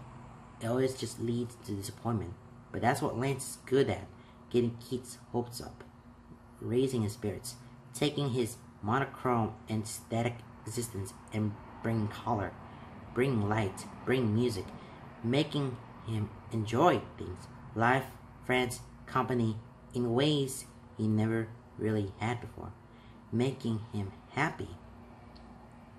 And then over the course of one night, he takes that all away, leaving Keith right back to where he started, but with the taste of what life could be, that makes it impossible to go back.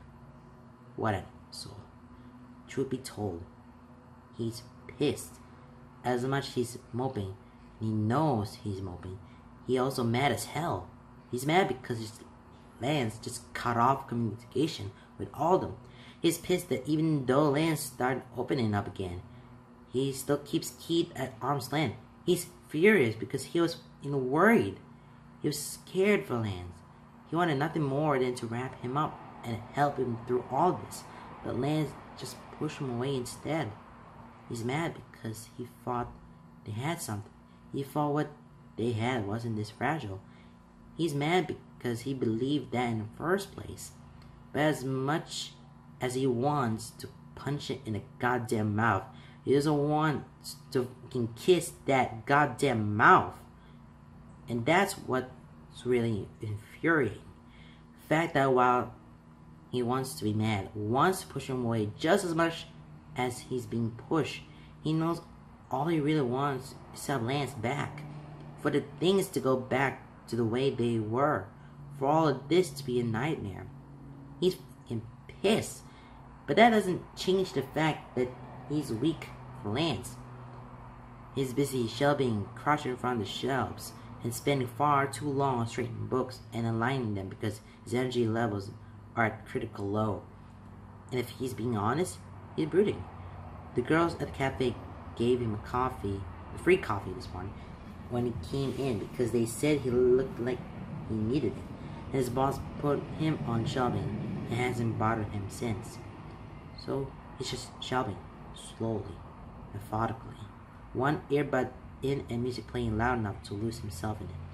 He's zoning, fingers tapping books and lips mounting along with the lyrics. When he feels a presence hovering behind him, he bites the inside of his neck, movements stilling as he silently pleads with the person to move on. Hopefully, they're just trying to look at the books around them. He really doesn't want to interact with customers. A traitor's part of him perks up, sending bubbles through his gut and clenching around his heart, as he wonders if maybe, just maybe, it might be Lance. But then there's a throat clearing behind him, soft and hesitant. Awkward. Great. Lance wouldn't do that. Neither would his co-workers. He closes his eyes briefly, sighing through his nose as he stands. An annoyed scowl settles onto his features as he turns. But whatever snappy words rise up his throat promptly die on his tongue. Shiro? Shiro stands there, hands shoved in his pockets. Posture awkward, shoulders raised just a little too high. He looks sheepish as he smiles, lifting a hand in a stiff way. Hi. Keith's frown deepens, brows pinching as he crosses his arms over his chest, leaning his weight to one side. What are you doing here?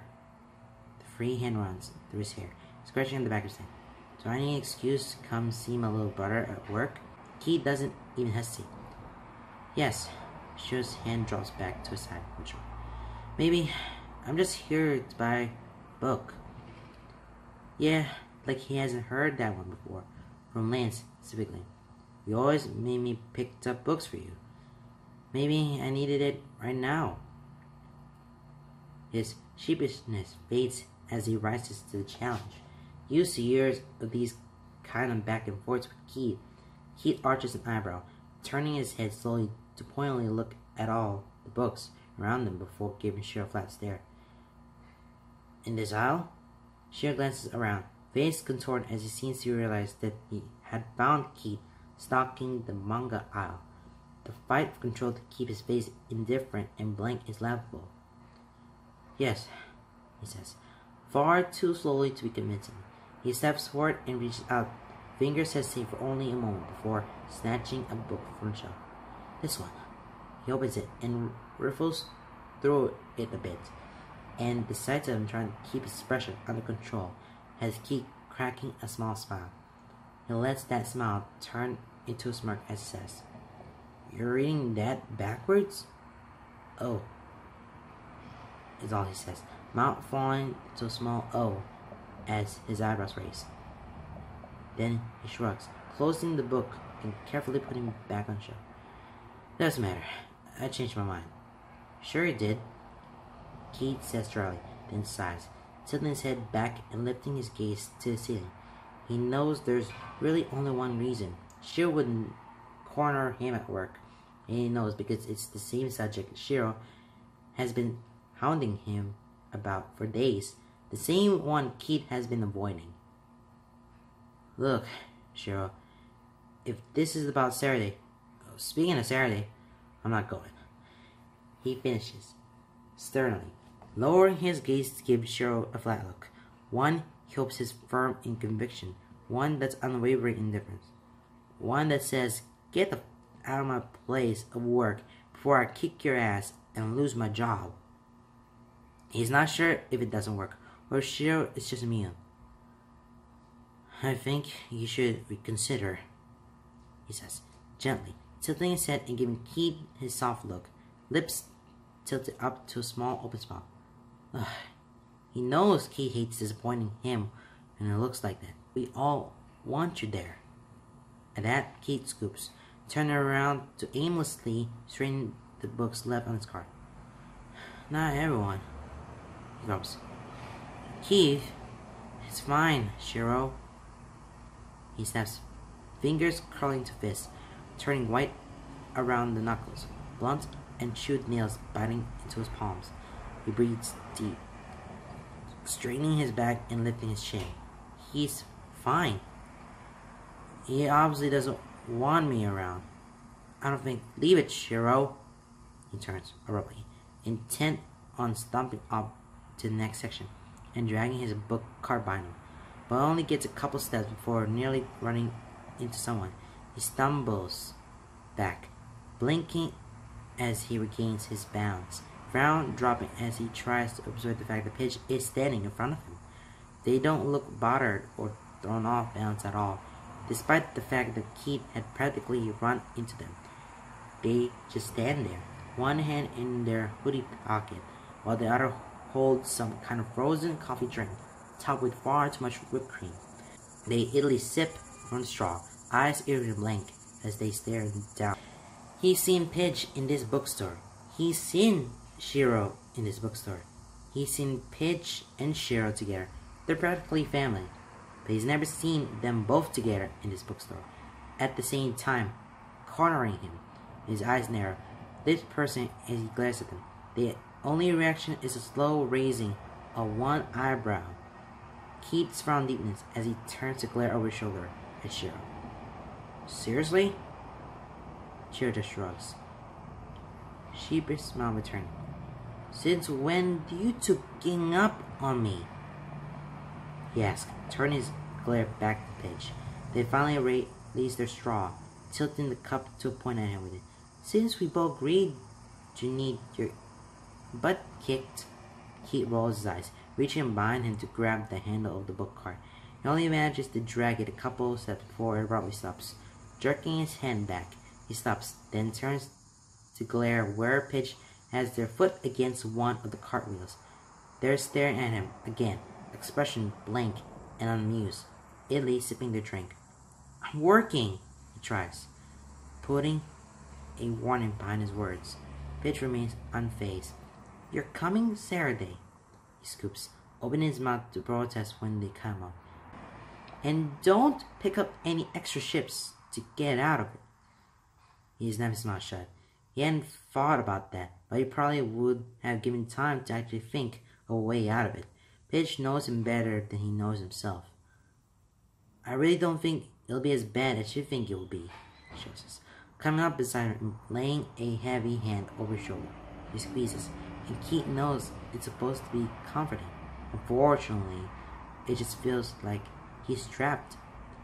He looks up at him, feeling something in him starting to crumble and crack when faced with Shiro's face, open and honest and genuine.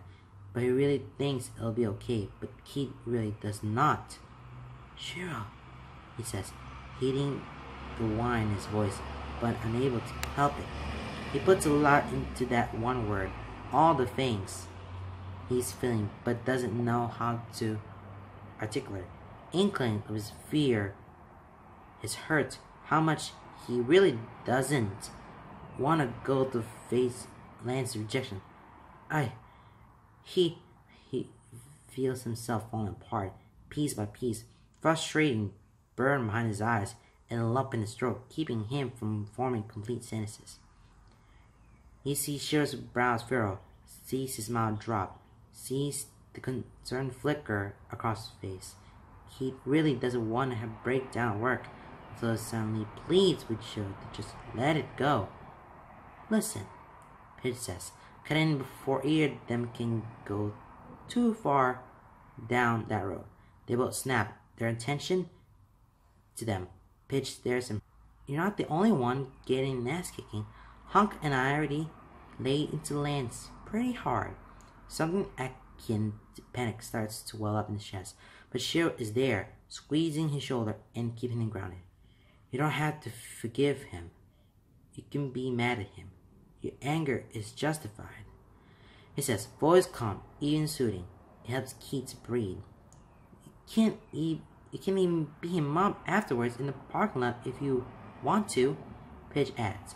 Then their whole face softens, giving him that soft, pleading worried look that they so rarely pulled out. But it is so potent when they do. But just hear him out, okay? Keith shifted uncomfortably, eyes dropping to the floor, the shelves around them. His grip on a card, hand tense briefly. He hops, feeling himself deflated. He's made it very clear that he doesn't want to talk to me. It comes out less like that aggravated grumble like he was aiming for, and more small, vulnerable. He hates it. Just let him explain, Joe starts, calm and reasonable. It makes something ugly and angry flare in Keith's chest. There's nothing to explain. I get it. I do. He doesn't need me anymore now that regionals is off the table.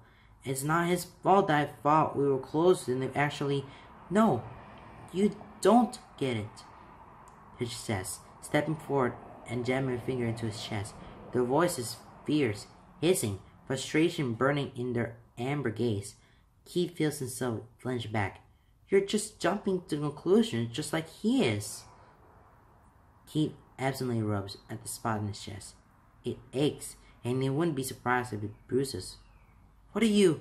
He thinks you're mad at him for ruining regionals. Keith just stares at them for a moment, brows furrowing and lips twisting.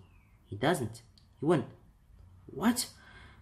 He says, soft and confused, before anger starts to burn in his chest. That's the reason why Lance is avoiding him? Of all the stupid, idiotic...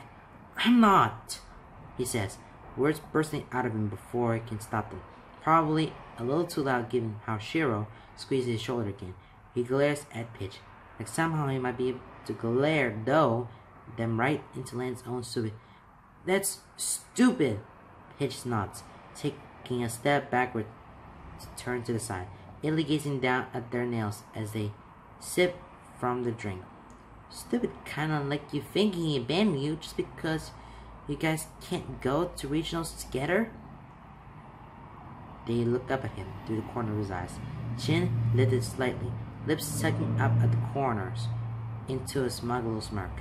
Keith's huff, blowing air up towards his bangs, importantly looking away as he crosses his arms over his chest. I get it, he says, bluntly, and this time he means it, and this time they believe him. Pidge nods once, decisive, satisfied. Good. So you come Saturday? Keith sighs through his nose, instead says, I'm still mad at him. But all three of them know that he'll end up going.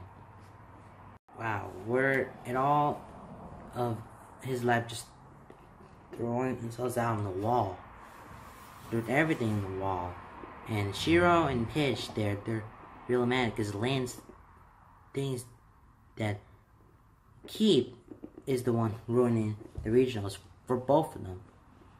I think Shiro and Pidge have that something in their minds, but they have those ideas and they might have to come up with some toy that's like out of that zone. Way out of that zone, actually. Here we go.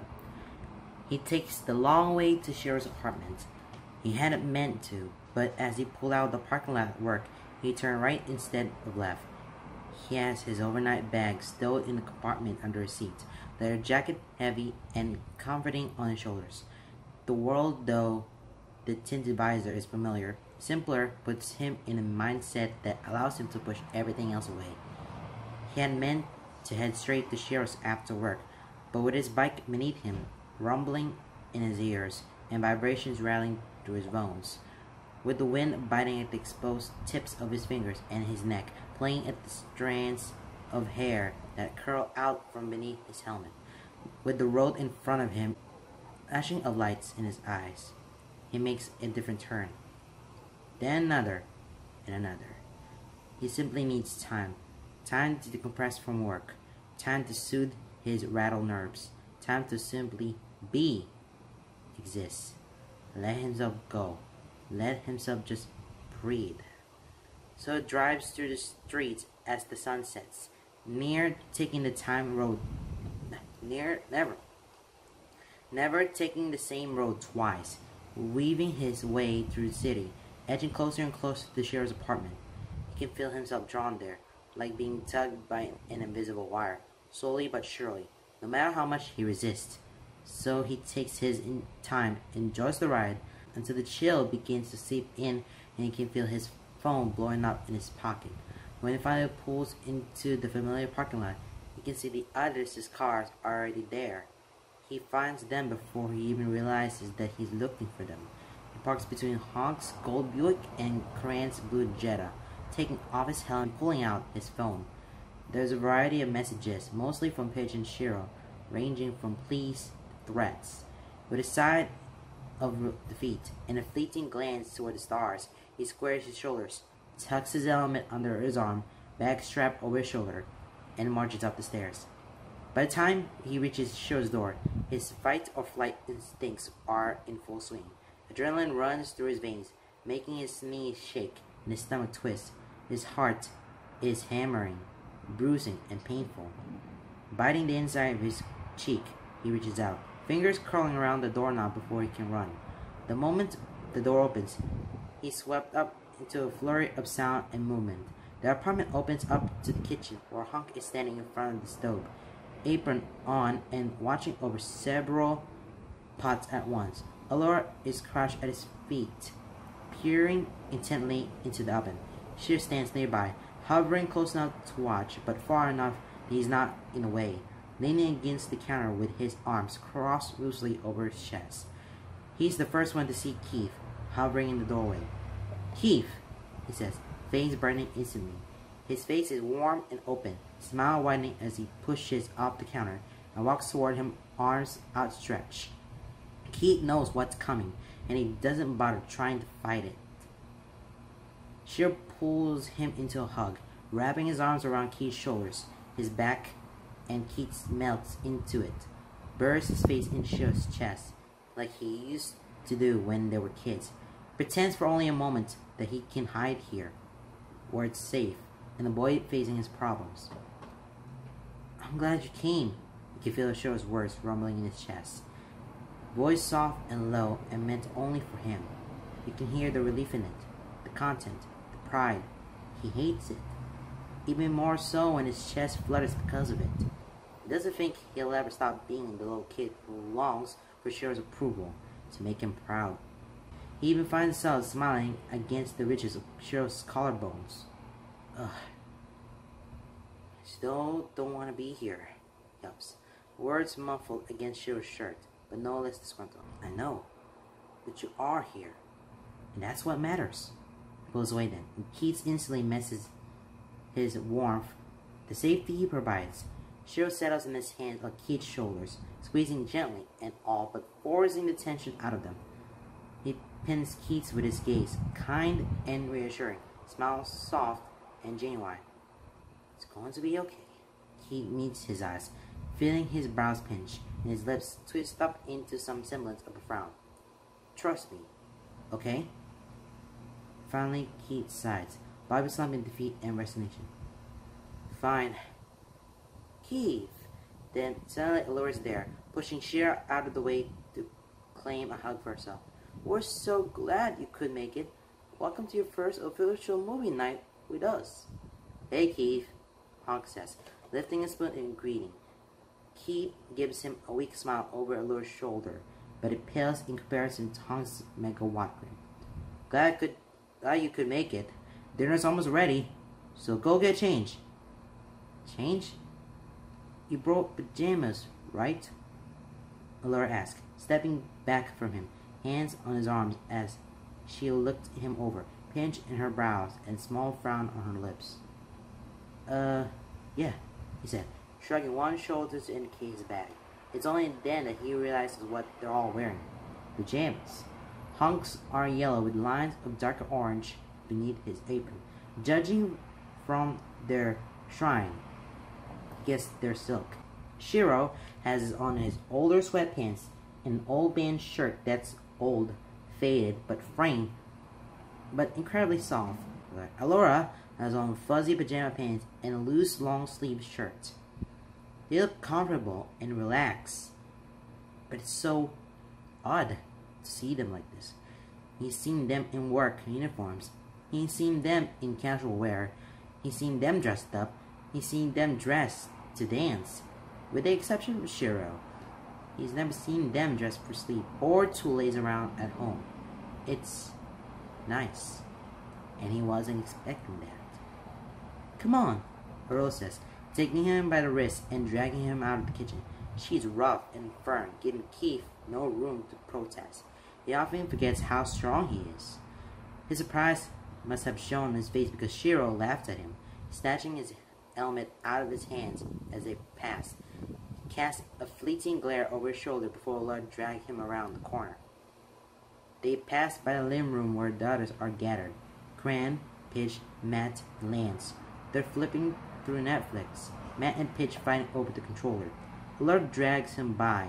Lance looks up. He's in the middle of the laugh, and it lights up his whole face. Relaxed and open. Eyes crinkling at the edges. Teeth bright. Nose crinkling just a little. Hair ruffled.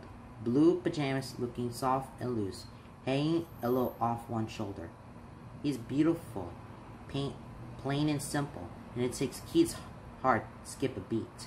Then Lance locks eyes with him, and his smile fades. His whole face falls. Amusement from seconds ago disappearing without a trace. But he's not frowning, and Keith takes that as a good sign. He's just staring, blank and open, lips parted and eyes wide, surprised, on the edge to panic, but something else keeping his features soft. And then he smiles again. It's not a big blown out grin. It's not a laugh. It's not his cocky smirk or his confident smile. It's not a sup mullet. It's not a hey Keith. And it's not a took you long enough, buddy. It's not a hey Keith, come sit with me.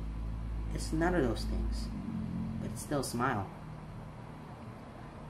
It's a small and almost shy, sheepish, almost abashed in nature, combined with the way his head dips, gazing up at him through his lashes, shoulders raised toward his ears. So strange, and not a look he's used to seeing on Lance, of all people. But his smile, small and shy, but still a smile, and it shouldn't make his chest flutter or his heart rate pick up, or his palms feel sweaty, but it does all those things. Keith's smile mirrors his, a twitch at the corner of his lips, head bowed, a hand lifted, a small greeting that feels incredibly awkward and ridiculous given how intimate they've been. But then Laura is dragging him down the hallway toward Shear's room and out of sight of the living room. When he emerges from Shear's bedroom, changed into his red flannel pajama bottoms and a simple, soft black t-shirt, everyone has started to gather in the kitchen to get food. He slips into line behind Pidge on signs, bare feet. They grin up at him, elbowing his side and bumping into him by the way of greeting. He shoves them back, small smiles playing across their lips. They pile up their plates, Hunk standing by and grinning as he watches them. Lance's foot is in the boot, lifted off the ground as he stands with crutches. Shiro helps him get his food, carrying both their plates into the living room. Lance glances at him as he passes, but it's fleeting, and looks away quickly before eye contact can be made. Harry is out of the kitchen, chasing after Matt as they argue over what to watch. "Don't worry about it," Pitch says, voice quiet and private. He blinks, turning to look at them from where he had been frowning after where Lance had disappeared. They give him a small, reassuring smile and punches his arm before grabbing their own plate. He's the second to last to get to the living room, and by the time he's there, everyone else is already settled. Shiro and Matt's living room is an odd collection of furniture that they had gathered throughout the years, which didn't quite match, but it still managed to work together to look comfortable and cozy. Nonetheless, it was all worn, old but lived in. The center of the room was the large TV mounted on the wall, their pride and joy. Across from it was a couch that seated 3 comfortably, 4 or 5 if you swish. To one side is a large love seat that seats 2 comfortably, 3 if you're close. To the other side is Matt's large plush chair. In front of this chair are 2 large bean bags. A coffee table sits in the middle of the room, centered in front of the large couch. Matt is nestled in his chair, plate on his lap, wrapped up in a blanket. Pitch is at his feet, nestled into a beanbag. Shiro, Allura, and Karan take up the couch, while Lance sits alone on the love seat, crutches laid out on the floor in front of him. Keith's only options are to sit next to Lance or claim the other beanbag next to Pitch. Given that Lance is pointedly not looking at him, he said his decision is a given. He sinks into the beanbag, wiggling a little to get comfortable before settling his plate on his legs. Hunk sits on the love seat with Lance, and Keith fights Pitch for foot space until Cran loudly clears his throat. When Keith glances over his shoulder, Cran is sitting at the edge of the couch, back straight, chin held high as he smiles at all of them, a bottle of champagne brandished proudly in his hands. After doing a sweep of the room, his gaze settles on Keith, grin wide and mustache burn. "I would like to officially welcome Keith to his first movie night." They all jump when the cork explodes out, heads turning upwards as it bounces loudly off the ceiling. There's a clear dent in the popcorn plaster, and Matt snorts a short laugh. Shiro just smiles. Keith realizes for the first time that there are several other similar marks around the living room ceiling. He pours the champagne into the empty glass lined up on the coffee table, handing them out until everyone has one. He raises his own, and everyone follows suit. "To friendship and family," he says, wrapping an arm around Lou's shoulders. Everyone echoes and drinks before settling back down. They eat while Pitch shuffles through Netflix, absentmindedly shoveling food in their mouth as they do so. They argue about what to watch, and they do so in a manner that makes Keith think that they've had this talk 100 times before. He adds his own comments on occasion, usually soft enough that only Pitch and Matt can hear.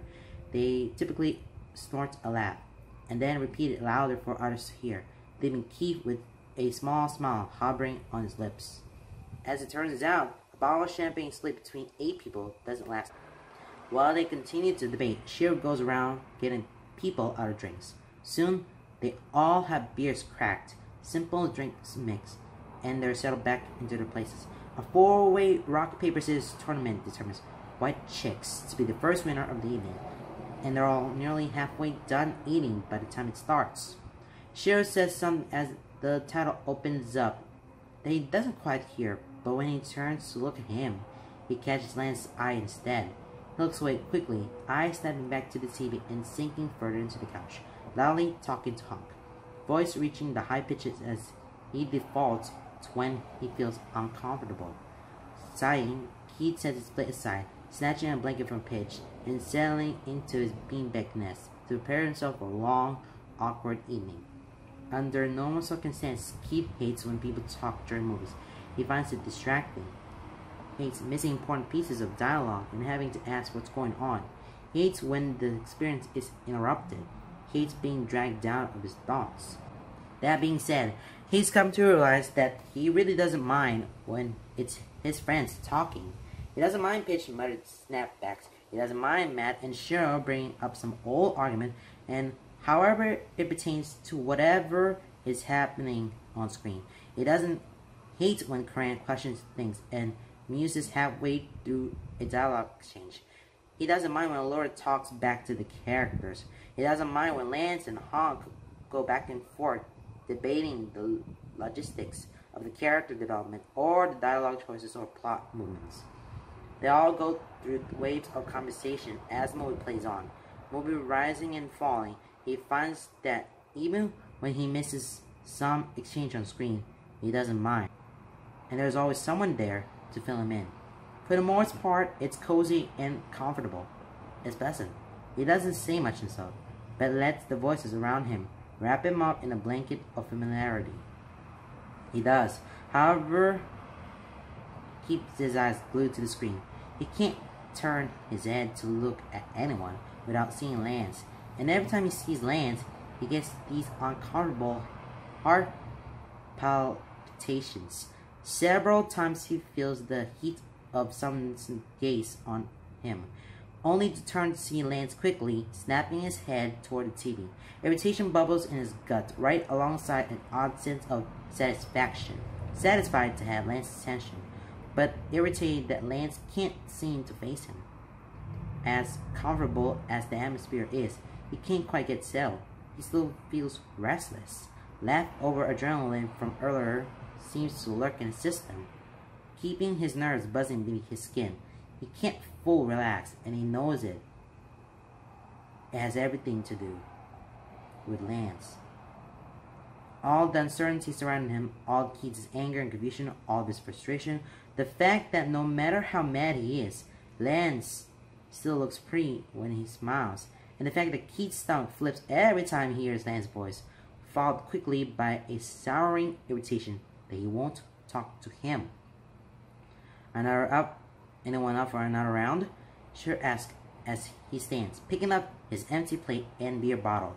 There's a general chorus of approval, and everyone starts to stand, stretching and chatting as they pick up the dishes and head to the kitchen.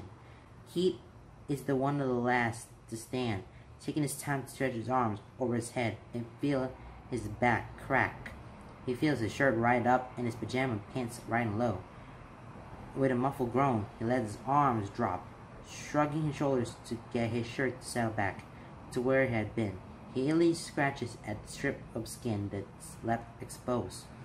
His gaze lazily sweeps across the room as he turns, mind a peaceful feel of static with his friends' voices as background noise until he catches Lance's eye. His heart thumps painfully in his chest, beneath catching his throat. Lance is looking at his hands, at his exposed hip bones and trail of hair down from his navel. And it's not the fact that he's looking at him, it's how he's looking at him. He knows that look. He's very familiar with that look. That's the look that causes tension in the air and a heat under his skin. A look that precedes desperate hands and needy mouths behind closed doors and shadows. A look that causes an itch beneath Keith's skin, an itch to be touched and be touched. Its dark, half-lit eyes, a relaxation of his lips, the peak of his tongue, the way his shoulders are held, the way he moves, fluid and purposeful. Irritation sparks in his chest, constricting his lungs, even as his stomach flutters, heat pulling low in his gut. His fingers grip the hem of his shirt, pulling it down abruptly. Lance's eyes immediately snapped up to his face, dark look gone and replaced with wide-eyed panic. What? It comes out with more bite than Keith intended, but he can't take it back, and he doesn't quite regret it. Keith busily flounders, mouth working to find words that won't come until they burst into a scowl, brows furrowing. He turns quickly, maneuvering his crutches around the couches and mumbling a short and click. Nothing. It sounds frustrated, but there's no real heat to it. He gets approximately 3 steps before Pitch is stepping to his way, forcing him to stop short. Their staring contests last 5 long seconds before Lance hunches over, getting closer to them as they whisper back and forth frantically. He can't hear the words, but it doesn't take much to realize what it's about. Keith sighs through his nose, crossing his arms over his chest and looking away to give them some semblance of privacy. Out of the corner of his eye, he can see them glancing at him, can hear the bite in their voices. He's debating the merits of trying to wedge past them to get to the kitchen, to find safety in numbers, or simply turning and making a beeline for the bathroom. But he's saved from making a decision when Lance suddenly huffs, loudly and defeated. He feels himself stiffen, watching Lance out of the corner of his eye as he walks over, moments a little more stiff than the crutches wear. Movements a little more stiff than the crutches warrant. He stops when he's right in front of Keith, and only then does Keith allow himself to glance up at him. He's hunched in on himself, hands on his crutches, fingers tapping restlessly, head bowed, and eyes on his feet. Hey, so... he starts, voice wavering and uncertain. He stops, clears his throat, and straightens a little. His head rolls up and to the side, chin lifted even as he refuses to make eye contact. Can we, talk? He lifts a hand, crutch still wedged under his arm, and waves it around vaguely. In private? He'd had known this was coming, had expected, had prepared himself for it. But when it came down to it, he says, yeah, it comes out less confident, indifferent, and blank, and far more shaky, uncertain, and breathless. Lance glances at him briefly, but says nothing. Instead, he nods toward the hallway. Cheryl's room? Keith nods, sharply, not quite trusting his voice, and turning to lead the way. He doesn't bother looking over his shoulder to where he's sure Pidge is watching them. It takes the seconds it takes to get to Cheryl's room, steel his nerves and harden his heart, getting his breath and face under control. He knows what he expects from this talk, and he knows what he hopes from it, and he doesn't know which direction it will go in. Either way, he just wants to know what Lance wants from him. From them. Whatever it is, he can accept it. It doesn't matter what he wants. Not if Lance doesn't want the same thing. He holds the door open, and Lance squeezes past him, careful not to touch. Effort made stiff as he tries to maneuver his way with 2 crutches and a boot on his foot. Once inside, he moves forward, carefully sitting on the edge of Cheryl's bed and laying his crutches down next to him. He closes the door and leans against it, arms crossed over his chest. The space between them feels like a rift, massive and impassable, and the silence that settles in the room is stiff and uncomfortable. He can feel it settle against his skin, feels it pressing in on his chest. It's a weight on his shoulders, making the space between them stretch and stretch until Lance looks far too out of his reach. Lance leans forward, elbows resting on his knees, hands clasping and unclasping, fingers weaving and fidgeting, cracking knuckles aimlessly. His head is bowed, eyes on the ground between them. His good foot bounces, shaking his entire form. He doesn't seem to notice. His brows are pinched, bottom lip caught between his teeth. Honestly, he feels more nervous just watching him. He wants to get it out of the way, to dive right into it, rip off the band-aid, get it over with. But he doesn't. He stays silent. This is Lance's show. Lance is tempted to build the bridge between them, and Keith will wait for him to invite him over it. Patience. Yields. Focus. So Keith waits, ignoring his own desire to fidget it. Watching Lance, wary, cautious, close off, still as stone.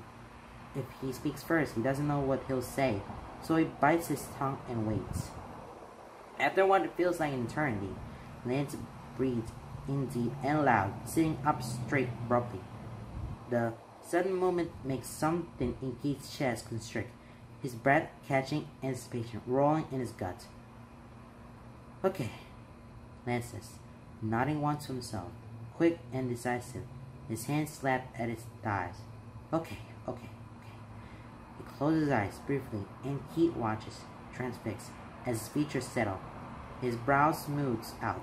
The lines around his mouth relax. His shoulders drop, tension leaking out of them, arms drooping. His fingers stop clutching at the fabric of his pants. When he opens his eyes, heat is pinned by his gaze. Blue eyes intense, hard, narrowed, but not angry. Lines at the edges, but not heated.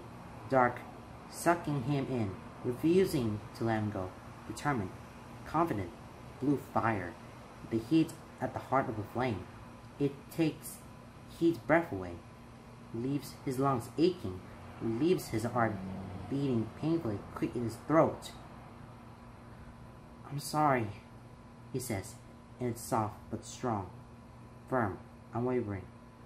He just stares, holding Heat to the door like a knife through his heart.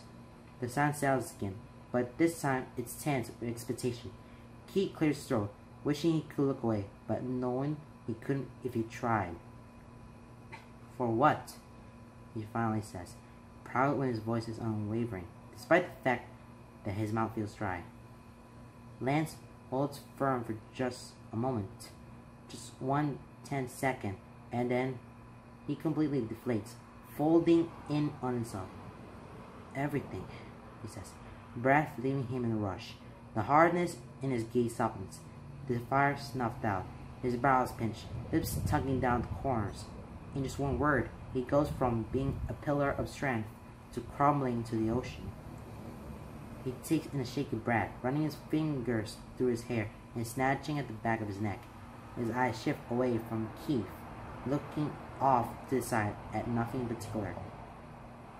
"Look, I know you're mad at me, but I'm really sorry," he starts, sounding just as crushed as he looks. His eyes flicker to Keith's for only a moment before they flinch away. Before Keith can correct him, he's already pushing onward. "We were having a great night, and we were probably going to win, and we were freestyling. You did it, man, and I had to go showing off, and He's taking in a shuddering breath, clearing his throat when his voice starts to crack. "I broke my stupid leg." It looks as it pains him to say, and it hurts Keith's heart to hear it. "I broke my leg, and now you can't go to regionals, and..." "Stop." His voice surprises them both. His voice sharp and loud and clipped. Lance's mouth snaps shut with an audible click. Jaw clenching as he stares at Keith, wide-eyed and fearful, lip once again caught between his teeth. Keith once pressed his thumb there until Lance released it. Then his stupid, beautiful face, then punched him. "That's why you think I'm mad?" he asked, incredulous, bewildered, and frustrated. Lance glances around the room, eyes unable to settle. His food once again starts bouncing, and he seems to wilt until Keith's glare. "Aren't you?" It sounds so small, and it says so instantly, so wearily, like he fully believes that's the reason Keith is upset with him. Keith blinks, brows furrowing, scowl settling onto his features, lip curling. "What? No." He doesn't realize how harsh he sounds until he sees Lance flinch, sees him shrink to himself, tries again. I don't care that you broke your leg."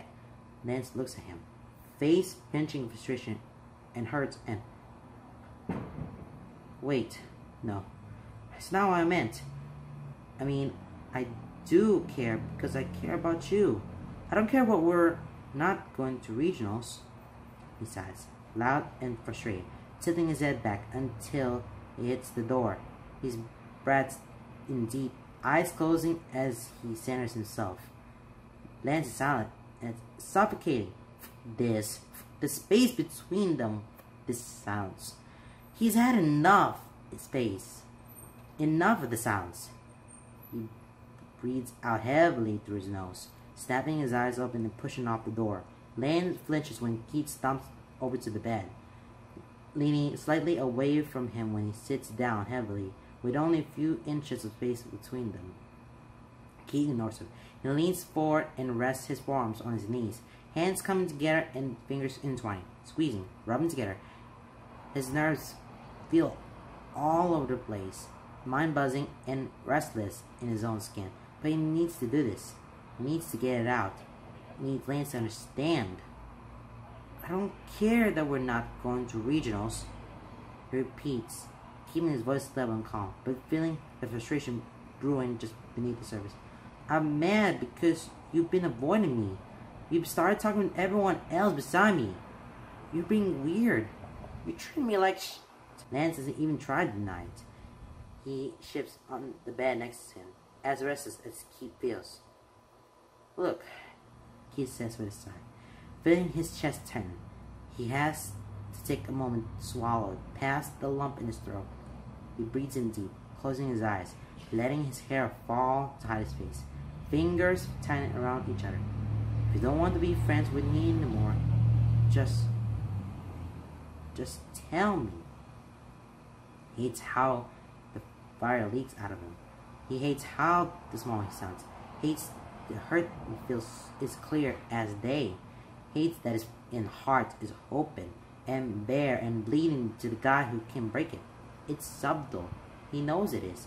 He doubts most people who will be able to hear the vulnerability in his voice, but he can hear it. And he knows Lance can hear it. Lance has picked up an annoying habit of being able to read his subtleties like an open book. A second ticks by, then 2, 3. He counts them in the breaths he forces himself to take. The silence rings in his ears. When Lance finally speaks, it's a lot higher in pitch than he was expecting. Loud and offended. Of course, I still want to be friends with you, Keith. What the Keith blinks and his eyes open, tilting his head to look at Lance. His confusion and surprise must have shown on his face because Lance rolls his eyes, lips set into a frown as he hups, leaning back and crossing his arms over his chest. You're more than just a dance partner, dude, he says, mumbled and indignant, pink spreading out across his cheeks as he glares at the floor. You're my friend. Our friend. You're one of us now, dude. We're like Hotel California. You can check in, but you can never leave. Keith's traitor's heart flutters like a goddamn lovesick puppy. When did he get so soft? He knows Lance is trying to lighten his mood, but there's more he needs to say.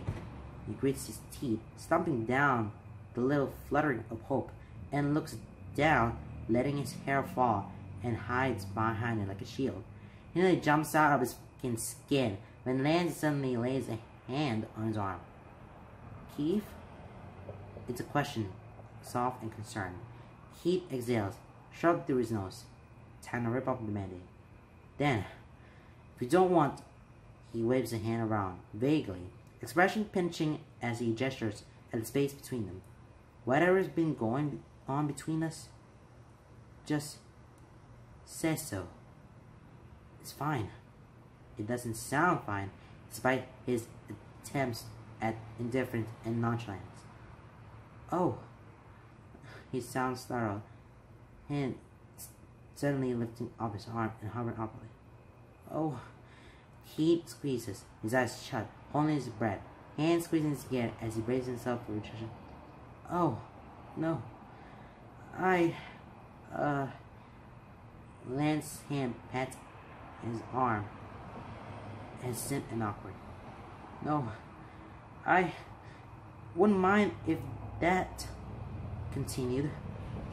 His voice trails off into clear throat. Keith's eyes have snapped open, wide as he stares at the floor, heart beating wildly in his chest. Out of the corner of his eye, he can see Lance straightening. Yeah, I'm a fan of that. His hands clasped lightly in front of him, sitting stiffly in his lap, fingers tapping at his knuckles. Yup, that's cool. Totally cool. If we continue that's if you want to. That wasn't at all what he was hoping for. Yes, he's thrilled. He really is. His toes are curling, and his stomach's flipping. He floods his body, uncertain whether it was to settle low in his gut or rise up his neck to settle on his cheeks. But Keith turns to look at him then, tilting his head, suspicion pinching his features, lips twisting into a frown. Lance glances at him nervously, sheepish smile on his face. Then, why? Keith straightens, eyes narrowing. Why have you been avoiding me? Lance starts, then huffs, scratching the back of his neck and turning his head away. Keith can see the redness in his ears, his neck. I was embarrassed? I know that's a stupid excuse, but... His arm drops back to his lap, shoulders slouching. He turns to look at him then, eyes wide and apologetic, smile small and nervous. And I thought you'd be mad at me, and I thought you'd think I was an idiot, and I just didn't know how to face you. And I know it sounds stupid, because it is stupid, but I was scared. It hits Keith then. Hits him like a ton of bricks, slamming into his chest and taking his breath away. Leaves him reeling and off balance, like the earth had been taken right out from beneath his feet. He realizes it while looking at Lance, hearing his voice, just as raw and open and torturingly honest as Keith's had been only moments before. Hears the words unspoken. Lance had just been as afraid of rejection as he had been. I do think you're an idiot, he says, evenly, giving Lance a flat look, enjoying the way Lance stares at him, surprised and confused, squirming despite his obvious efforts not to. Then he can't hold it back anymore. His lips twitch, pulling up on one side into a small smirk. He can feel it in his cheeks, crinkling his eyes. Lance catches it quickly, surprising fading into open awe, but no less confused. But not because you broke your leg. Accidents happen, Lance. I just want to be there for you. He says it like a confession, hoping Lance can read between the lines and hear the things he doesn't quite say. He watches Lance's face, watches the slow transformation. His smile starts in his eyes, bright and blue and glistening, then crinkle at the edges as his cheeks lift. Then slowly, so slowly, his lips lift to match, until his teeth are showing, and his grin is so wide that it hurts to look at. And then he's throwing himself forward, wrapping his arms around Keith's shoulders and pulling him to a bone-crushing hug. He buries his face in the crook of Keith's shoulders and mumbles soft, I'm sorry. It takes Keith only a moment of hesitation before his arms lift automatically, wrapping it around Lance's back and pulling him in. His hands settle at his lower back, and it feels perfect, whole, like they just fit there so naturally. His head falls forward to rest on Lance's shoulder, closes his eyes, and breathes in the simple smell of Lance. God, he missed this. He missed this a lot. Hadn't realized just how bad it had been until he was in Lance's arms again, holding him tight. He comes to the conclusion that he's way too far gone for this boy. It's not good for his health. Are you crying? He asks, noticing the slight shake in Lance's shoulders. No, comes the indignant answer, but it's punctuated with sniffle.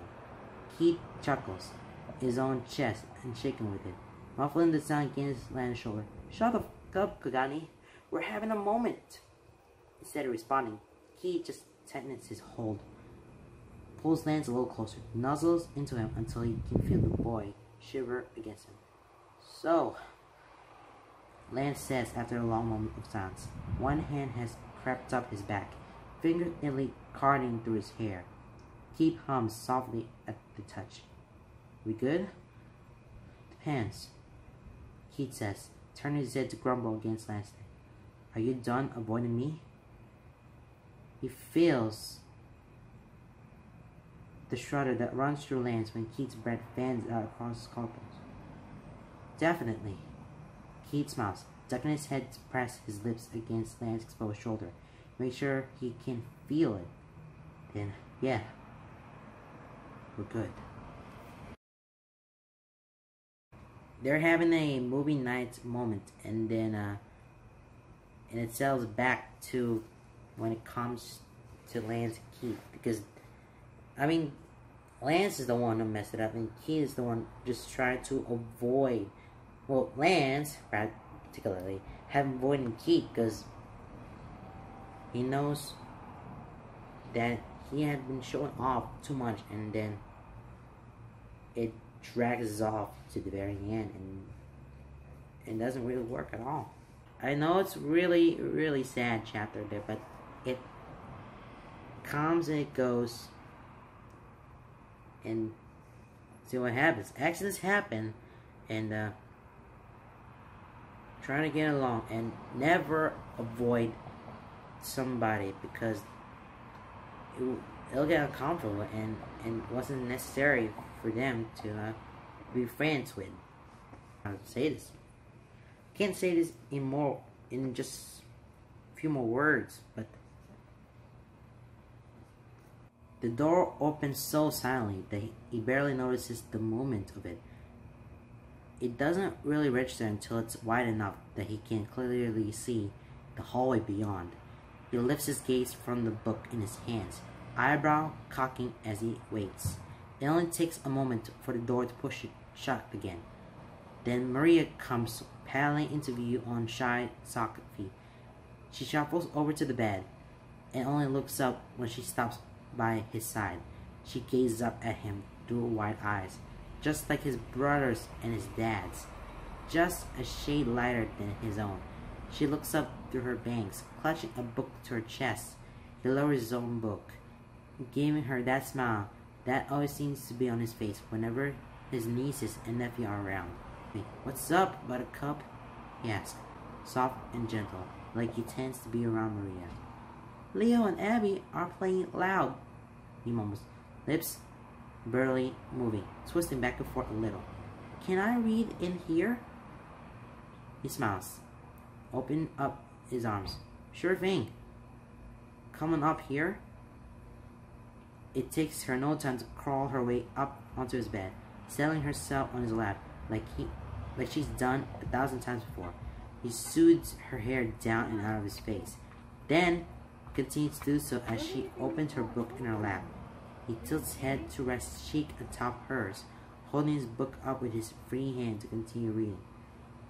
It's Dune, an old book and a long one, but a science fiction classic according to Keith. He's barely managed to make a dent so far, but it's one of Keith's favorites, and the lights in his eyes when he suggested it pretty much made the decision for him. He only gets another page in before it becomes increasingly obvious that Maria isn't reading. Her book is open, her head isn't pointing down. He glances up, following her gaze to where his leg is, outstretched, foot propped up on a pillow, his boots and crutches on the floor next to his bed. What's up? He asks, poking her aside to get her attention.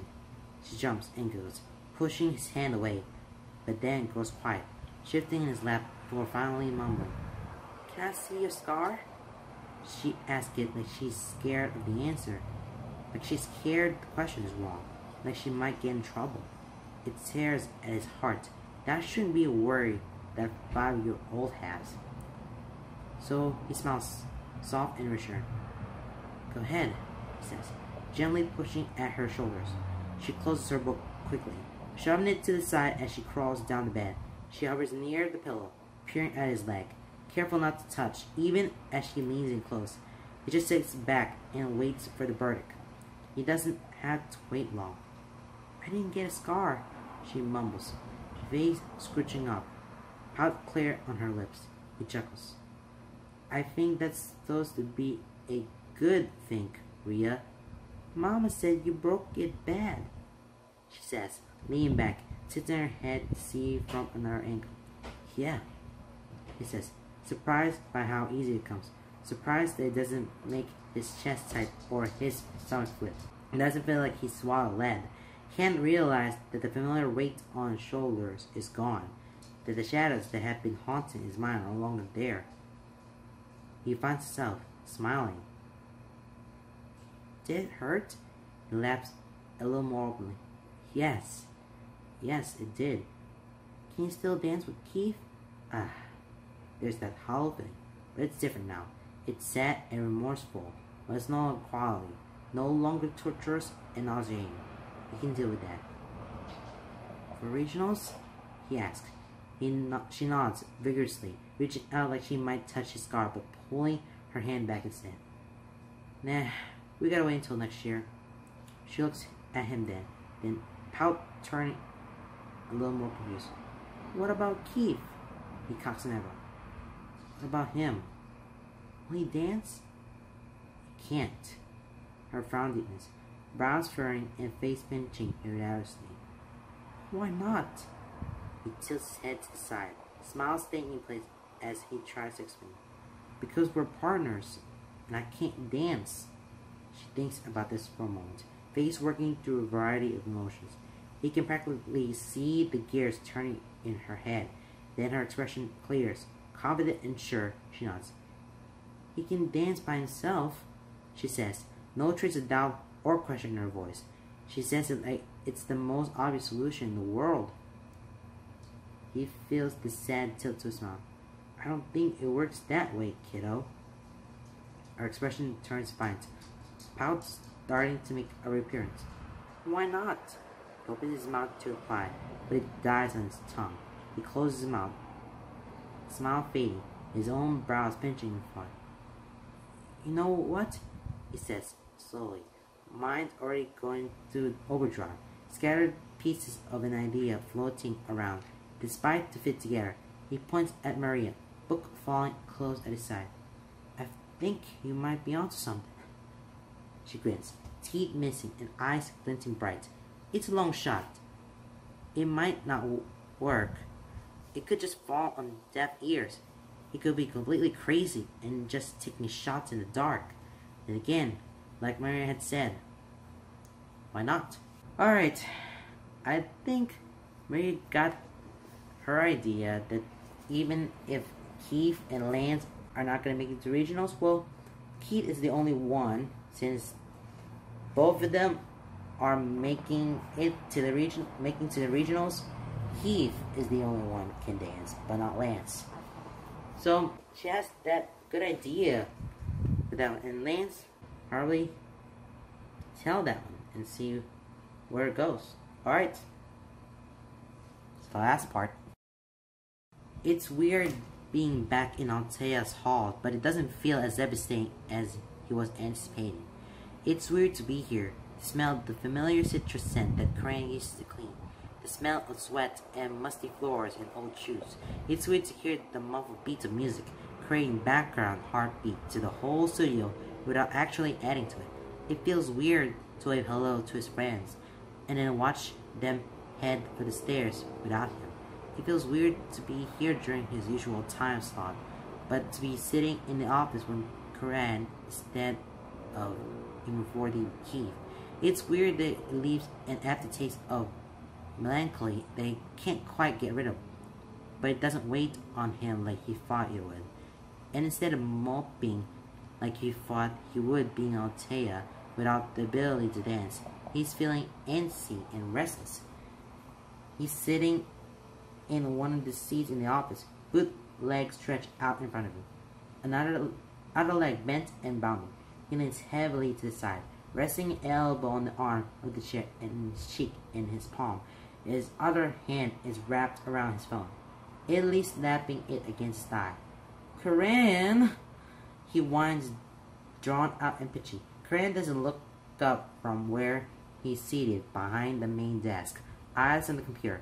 The clack of the keys and his ancient keyboard don't even pop. I doubt we heard of anything since the last time I checked. He trails off, turning to glance at the analog clock on the way, fingers still moving. 5 minutes ago? But they might have responded. He pushes. Doubtful? Corinne says offhandedly. Lance huffs, puffing out a breath. upwards to ruffle the fringes of his hair.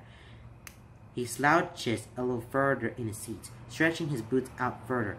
He crosses his arms over his chest, tucking his chin down to his chest.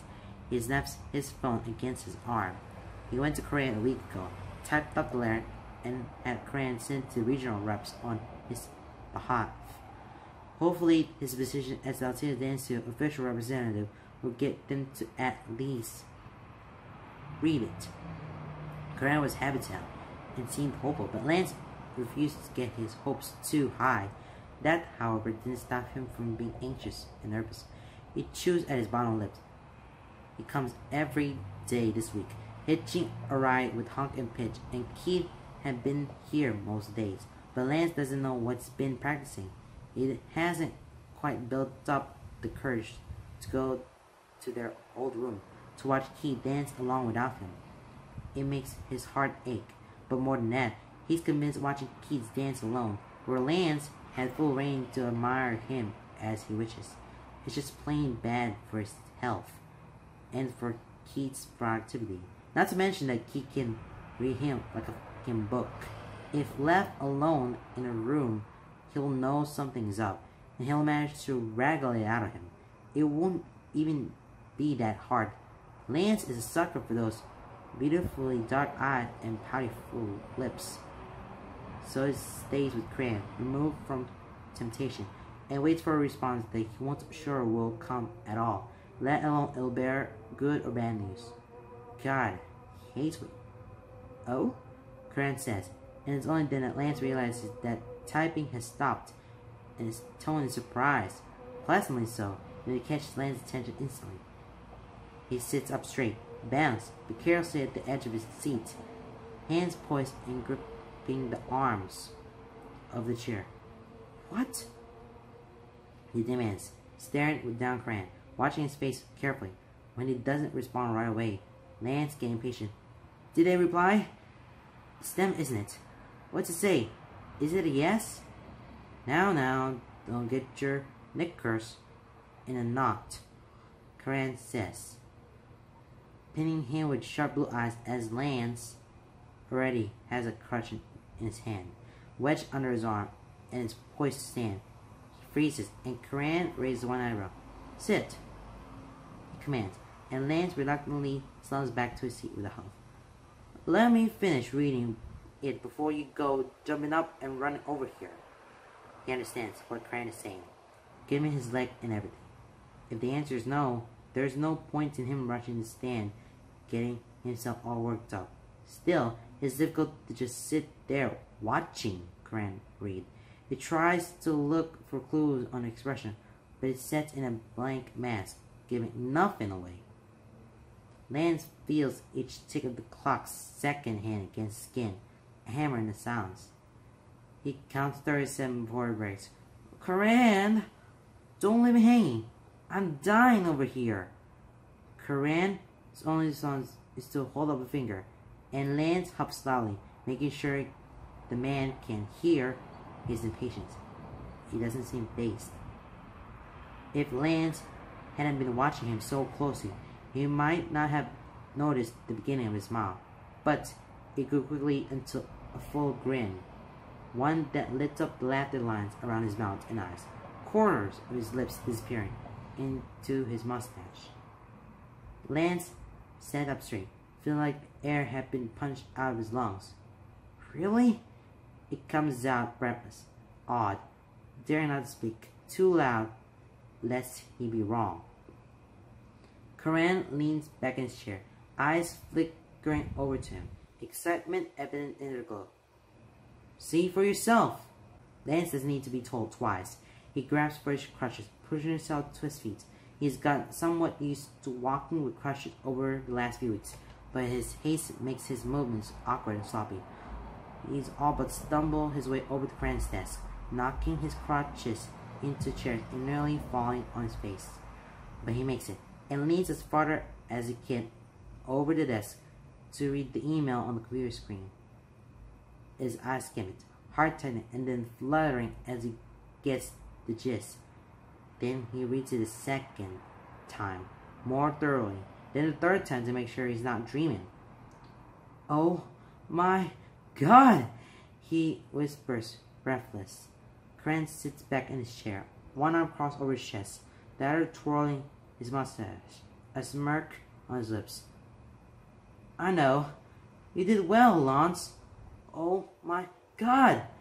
He turns to look at him, grin wide enough to make his cheeks ache. I did it! They agreed. You did indeed, Karen says, amusement in his voice. I gotta tell him, Lance says, already getting his crutches under his arms again. Push off the desk, hobble across the office. Try not to hurt yourself on the way up, and take the elevator. Yeah, he says, as he pushes his back against the door's opening. He casts one last glance behind him, awkwardly waving his phone in the air. Can you forward that email to me? He nods, already reaching for the computer. Sure thing. You're the best, Coran, Lance calls as he slips out into the hallway. He makes his way down the hall as fast as he can, boots leg held up and away from the floor because the whole no-weight thing is still in play, body swinging with every step, held between his crutches like a pendulum. Thankfully, they're in the middle of the day, the middle of the week, in the middle of the time slot, so the halls are blessed empty, which leaves him with a clear shot to the elevator. Come on, he says, finger jamming the button over and on. Come on, come on, come on! He casts a fleeting look toward the stairs, wishing that he could just sprint up them. The elevator dings. The doors slide open. Then he shuffles inside. The ride to the fourth floor feels like it takes an eternity, and he's convinced Altea has the slowest elevator known to man. But then it dings. The doors slide open, and Lance hurries down the hall as quickly as he can. The door to room 40 is cracked, and he can hear music come from within. He stops outside it, leans on one crutch, plants the bottom of the other on the door, and jumps. Keith! He shouts as the door swings open. Keith startles, stopping whatever moment he was in the middle of, and barely regaining his balance, as he whips around to gape at him. Lance? He asks, brows furrowing and head tilting just a little to the side. Keith! He shoves through the door, pushing it away as he bounces off the wall and swings back to his arm.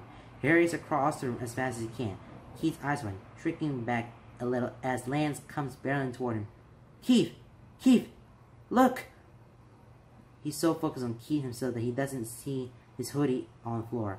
One of his crutches lands on it, and the speed at which he's going swipes it right out from under him. He shouts wordlessly, sound choked off in his surprise as his balance wavers. One of his pillars suddenly gone, and booted foot still up in the air. His momentum doesn't stop, throwing him forward, throwing him down. Keith reflects the sharp. He jumps forward the moment Lance slips, arms flying out to catch him. Unfortunately, his weight isn't balanced well enough to keep them both standing. They go sprawling to the floor. He lands heavily on top of Keith, hearing the air rush past his lips with a pained hiss. His crutches go clattering off to the side. His knee hits the floor between Keith's legs, and an elbow slams the ground next to them, sending twin jolts of pain shooting through him. They're both tense, but as soon as they land, they relax with mashing groans of pain. Lance lets his head drop to Keith's shoulder, body going limp on top of him. Even through the echo of faint pain, he's able to appreciate and enjoy the hard lines and warmth beneath him. Nice catch, he mumbles to Keith's shirt. He smells like sweat, the sharp spice of his deodorant, and soft neutral smell of his laundry detergent. It's a combination that Lance has come to associate with him and loves it. Nice ball, Keith says, arms resting loosely around him. His head falls back onto the floor with a sigh. What was that all about? Oh, Lance lifts his head, popping himself up on his elbows. Keith watches him curiously as he looks around for... There. He rolls off Keith, sprawling out on his back and reaching for where his phone had clattered to the floor. Lying there, he holds his phone up above his head, pulling up his mail app and waiting patiently for new mail to load. As soon as he sees the forwarded email for Cran, he opens it. Keith has propped himself up on one elbow and turned on his side to watch Lance. Here! Look! He says, grinning as he holds up his phone proudly. Keith's brow furrowed just a little, knitting just a little in his curiosity, as he scoots closer, practically dripping himself against Lance's side. Lance automatically shifts his arm, wrapping it around him to pull him in closer, letting him settle in the crook of his body. Keith reaches out, wrapping his fingers around Lance's wrist to hold his hand steady, and leans forward, small frown pursing his lips as his eyes move back and forth. Lance just watches him read, watches as his brows relax, rising high into his hairline as his eyes go wide. He feels his own smile tugging at the corners of his lips as he watches Keith from frown smooth out, watches his lips part as his jaw goes slack. For once, Lance is feeling patient. He's buzzing with energy, feels electric and alive beneath his skin, but he's content to simply lie there and watch as Keith's expression goes through a variety of emotions: confusion, surprise, awe, disbelief. "Lance," he says, and it sounds breathless. His lips barely move, eyes never leaving the screen. "What did you do?" Lance can't stop the grin from splitting his lips, but when he speaks, his voice is soft and gentle, and bashful and shy. "I emailed the regional reps," he says, fingers idly tracing patterns on Keith's back. "Well, technically, Cran did, but I wrote a personal letter to them. I told them what happened, how we had qualified as due, and then I had an accident and just..." "I told him how hard you had worked and how this meant a lot to both of us, and I asked if it would be possible to let you in as a sole act, since, you qualified anyway, and yeah, I didn't know if it would work, but I thought it was worth a shot," and he just stares at him, eyes dark and glistening, wide and odd. He looks at Lance like he's the center of the universe, and it takes Lance breath away. "And now you're in!" Keith just stares. A flurry of emotions pass behind his eyes, brows knitting and lips working like he's not quite sure what he wants to say. Then he's suddenly searching for it, shifting half on top of him, fingers curling into Lance's shirt and crushing their lips together. It's harsh, it's rough, it's not soft, and it's not gentle. It's hard and bruising, noses bumping and teeth clashing. It's overwhelming. It's too much. It's everything Keith is feeling but doesn't know how to say. Lance can feel it just as he can feel Keith's heartbeat pounding where their chests are pressed tight. It's perfect. Lance lets his phone slip to the floor, wrapping one arm tight around his back, and slipping the fingers of his other hand into Keith's hair, gripping the strand and refusing to let him go. His eyes drip closed as he tilts his head, forcing Keith to tilt with him, and then everything clicks together. Jagged little puzzle pieces, rough rounded edges, and ill-fitting fall into place together, looking like they should never fit, but against all odds, against all logic, do anyway. A perfect snap. Keith's desperation softens as Lance kisses him back, opens up eagerly when Lance licks at his lips, bites at Lance's lips playfully, making him laugh softly through his nose. It's difficult to kiss when they're both smiling, but they manage anyway. When they finally break apart, they don't go far. Keith hovers right above him, breath bending out across his face. His smile is small, barely gracing his lips, but evident in how his entire face softens, in how his eyes crinkle at the edges. Lance's hand slips from Keith's hair, fingers and knuckles moving smooth across Keith's features, feeling the soft addiction of his skin, cupping his jaw and reveling in a way Keith leans to it. They're both panting, neither of them quite able to catch their breath. He can feel Keith's heartbeat racing his own. Keith's fingers no longer grip his shirt like an anchor, but remain tangled in the fabric, unwilling to let go. He doesn't know how he was ever able to stay away from this perfect boy. He doesn't know why he ever thought it was a good idea. He's addicted to him. The taste of his skin, the feels of his lips, the sound of his voice, everything. Keith has him fascinated, transfixed, captivated. He's drawn to Keith, inexplicably, uncontrollably, and completely. And he's tired of fighting it. "Dinner on me?" Keith asked, voice barely above a whisper, but loud in the silence between them. It's light, aiming at indifferent but unable to fall short of hopeful. Lance feels the corner of his mouth quirking upward, cheeks rising in a small quirk. Keith Gunny, are you asking me out on a date? It's teasing, light-hearted, with with the beat of his heart. Depends. Lance watches with awe as Keith's smile switches. Hesitant and shy, sheepish and bashful are all looks on Keith, but Lance is starting to like them. It's like a secret, a side of Keith only he gets to see. Something only shared in the breath of space between them. Would you say yes? At that, Lance chuckles. How the hell Keith thinks he ever say to anything, but he'll never know. His hand moves from Keith's cheek, pushing hair out of his face and tucking it behind his ear. And his smirk is confident and cocky, a thin veil to barely disguise the soft anticipation breath. He's certain Keith can feel the fluttering of his heart beneath his hands. How could I say no? Alright everybody. That was an amazing chapter, and now that finally sets up. Lance emailed, Gran and Lance emailed them to the original preps that Lance and Keith were qualified for the regionals. So since Lance told the reps that they had an accident before, so Lance can't dance, and why not let Keith do the solo act just for himself and participate since he's qualified. And they did, and they got him approved, and they're proud. They're back on their feet, and it's now only Keith to dance. Everybody else dance but Lance. Keith is the only one to dance, just solo. He wants to dance in his own way instead of just together. Well, that was an amazing chapter. So we have 2 more chapters to go. So this next chapter, I'm just gonna give you guys the experiment. It's going to be the experiment of filming different locations in this house. So you might want to prepare for this, because I'm about to.